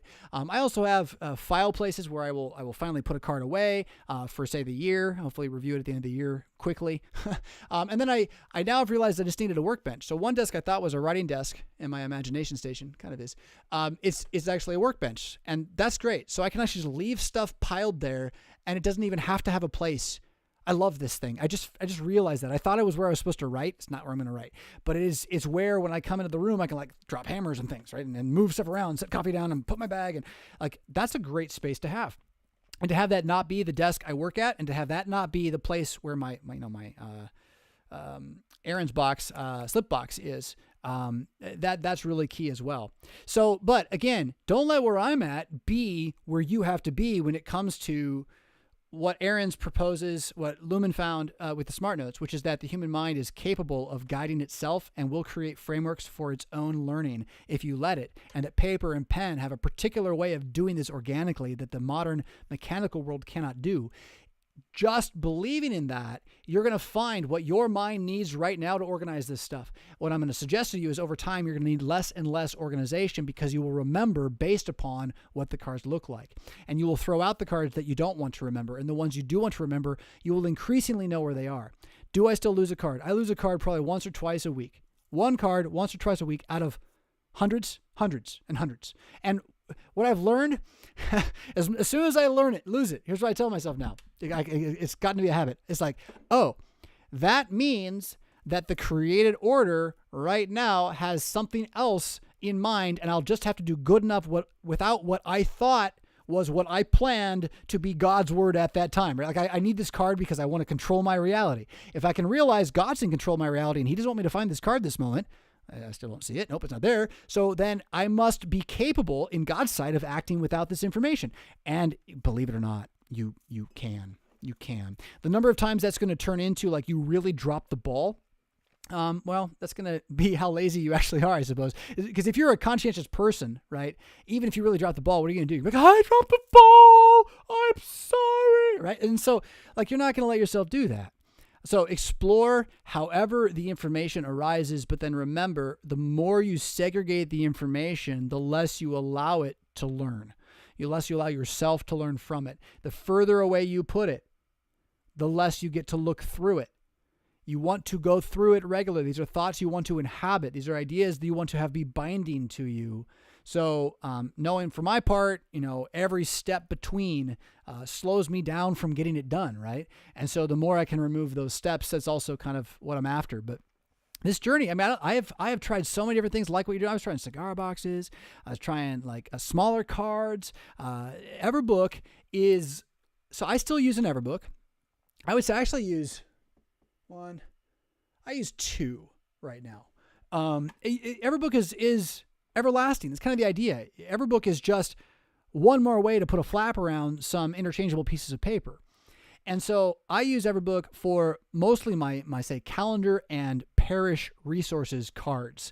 So anything that I might need in any meeting about humans at church, I keep that in an Everbook, a separate piece. It's actually my original handmade Everbook, not one of the ones that's really nice that Brian has. Those are pretty cool too. But this is my original attempt. It's got like a Lutheran hymnal cover on the inside, a bunch of stuff. Anyway, so I use that one. I use that one almost every day. And when I'm feeling nervous, I flip through it real quick. And I remember what my real job is. No, this is actually what I'm really responsible for. It's not saving the world after all. This is nice. I can live this life. So there's that one. And then I have another one that I use, which is also parish related and basically is documents and resources for the parish, old constitutions, old meeting minutes, things like that. But after that, I have not found Everbook as necessary for me because the small stacks work as they do, and I never need to take many of them with me. I do keep paper, 6x4 cards in my Bible, my handheld Bible that is a Son of Solomon I take with me everywhere I go. So I'm always able to write and then keep things in the Bible and bring them back, and I'll use the Bible as like a short file folder for some things sometimes.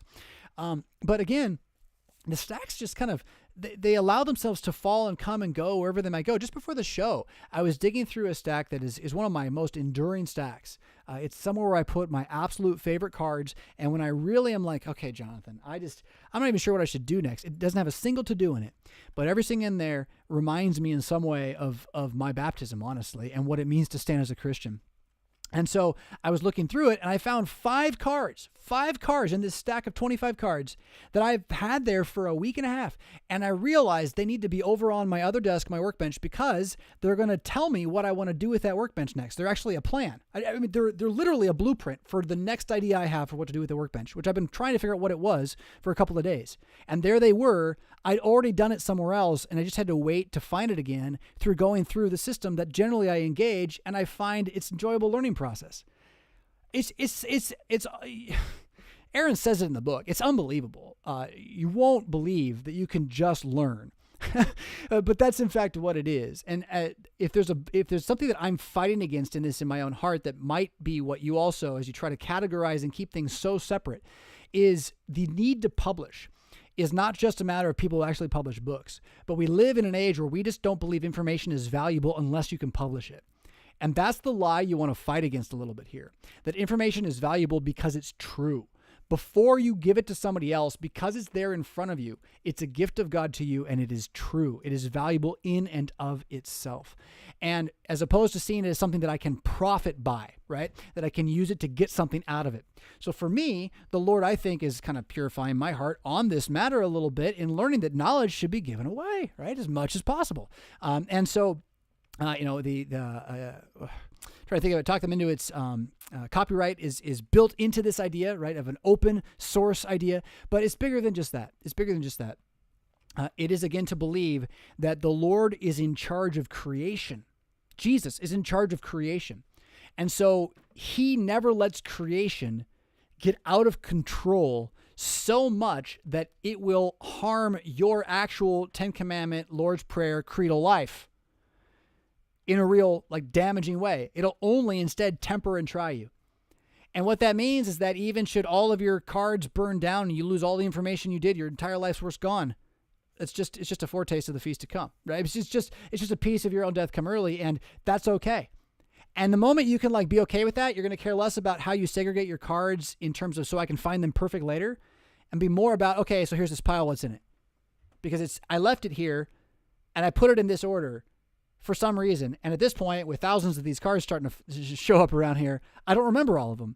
And then I find them wow, I'm so glad I thought that. I'm glad I get to think that again. And that's the point, right? While you're doing this online, you don't get that option.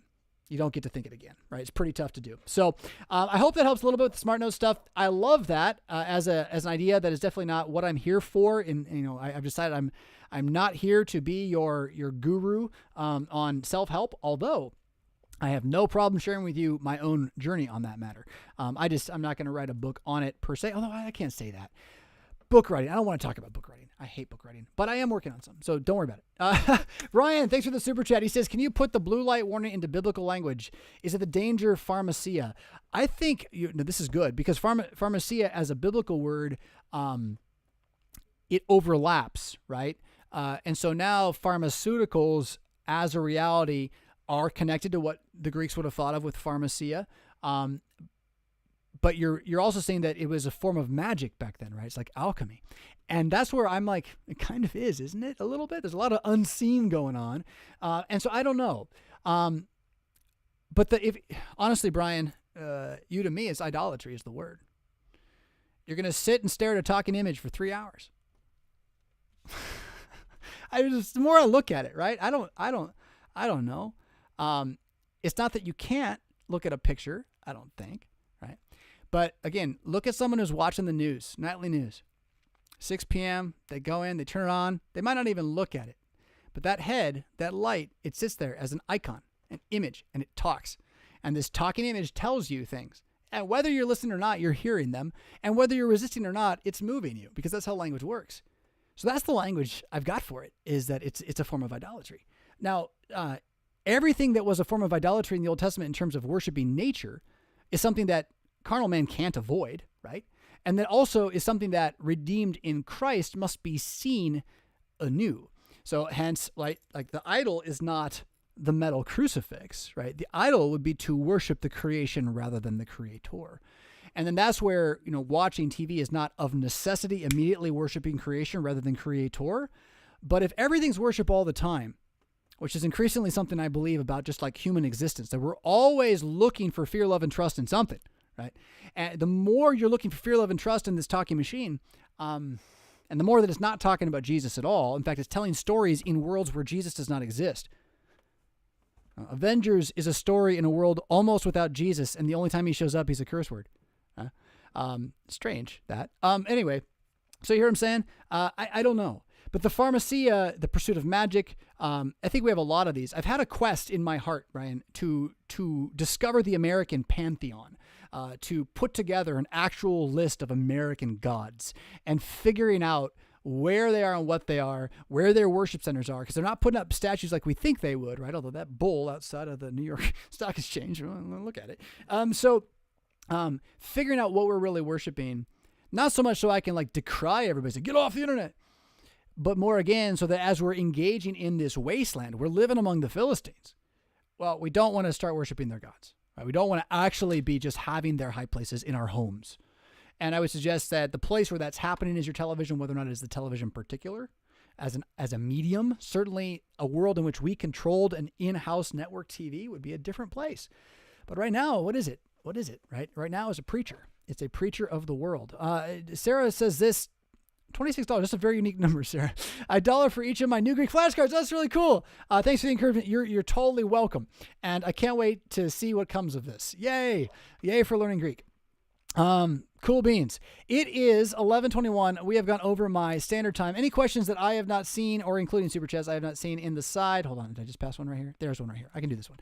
Jedi Anakin Cringewalker says, I've had a thought of the word, on the word harpazo, often translated as rapture. There's an alt translation. Rape. Maybe we are in the rapture, the church losing her purity in recent centuries of the world. Caught up in the air. It's off the cuff. I'm not going to say much. I'll say that it's a place where the lack of clarity in eschatological things increases. The cloud that Jesus ascended into returns. And what happens when it returns? Well, we're not really sure. We know it's going to be like everyone sees it. We know our bodies are going to be changed in the blink of an eye. We know the dead are going to rise first and be cut up, stuff like that, right? To try to push that back, I don't know. I think that's a bit much. Although I would be interesting to see how the word rapture and rape come together etymologically from harpazo. And that's where then, more interesting also than either of those words, rapture or rape, is where else is the root of harpazo used? Where does that come from? What's it used for in Greek culture? Or in Jewish culture, particularly in Greek-speaking Jewish culture, which tends to be the language of the New Testament. So finding out how that word got brought into Israelite usage will help you know more of what Jesus is talking about. That may have been done. My guess is it has, and it's going to have something to do with that it will be this unexpected turning moment where everything changes, which, yeah. I'm going to take that word off the screen, though. It makes me uncomfortable in this day and age of, you know what I'm talking about. What a world we live in. Let's see. Is there anything on my list of I want to talk about this that I didn't talk about that I can still throw at you here? False laws are not laws. False laws are not laws. The sword is impartial. You do not seek justice by obeying evil's boastful demands. It's interesting. I said this one last week again. Why is it that sci-fi always concentrates on both bad and good stories, but the sci-fi people who sell you stuff only concentrate on the good stories? Who are you heeding? Who are you heeding? Now, right now, you're listening to me, so obviously you're heeding me. Well, thank you. Appreciate that. And you want to support me on Patreon while you're at it. But who are you heeding? And why? And what is it that if it went away, you would be mad? Let me suggest to you that that's the unseen reality you most need to trust. Who are you heeding? And what is it that if it were taken away, you would go mad? That's an unseen reality that when you put your framework back into that, or I'm not saying you don't believe it as a Christian, I'm saying when you put your framework back where your faith is, when you hear what James says, don't be a hearer who doesn't do, not because you need to justify, but because you are justified, so get on the race, get on the fight, beat your body and put it under control as one who knows. What is it? Brian said it to me recently. I'm kind of convinced we're just supposed to work ourselves to death. Yeah. Run toward the tomb. And to some extent, run toward it believing you can't get there. I'm not saying jump in front of a bus. I'm not saying put the Lord to the test. I'm saying trust what he has said. And you're not going to die till the appointed time. So why are you afraid? Why are you afraid of not passing on the torch? Why are you afraid of the world going crazy and saying men aren't women? Why? Your God is the God of Israel, Jesus of Sabaoth, the one who kicked the devil in the face and nailed his tongue to the cross. And he's risen. And you're immortal now. And no matter how long he may seem to be, today's got enough trouble for its own. The water sealed it. There's nothing to question. The food, go get some. It feeds it. And the fact that this is Christianity is a truth that will endure far beyond the end of this show, or the United States of America, or even this entire universe. I'll catch y'all next week. Rock on.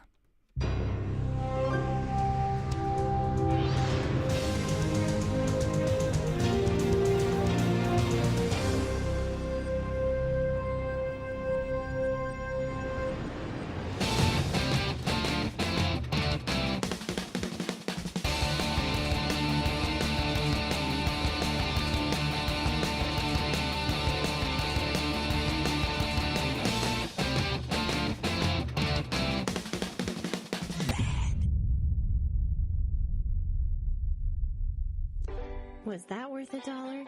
Click the Patreon link in the show notes to sign up. Pretty please?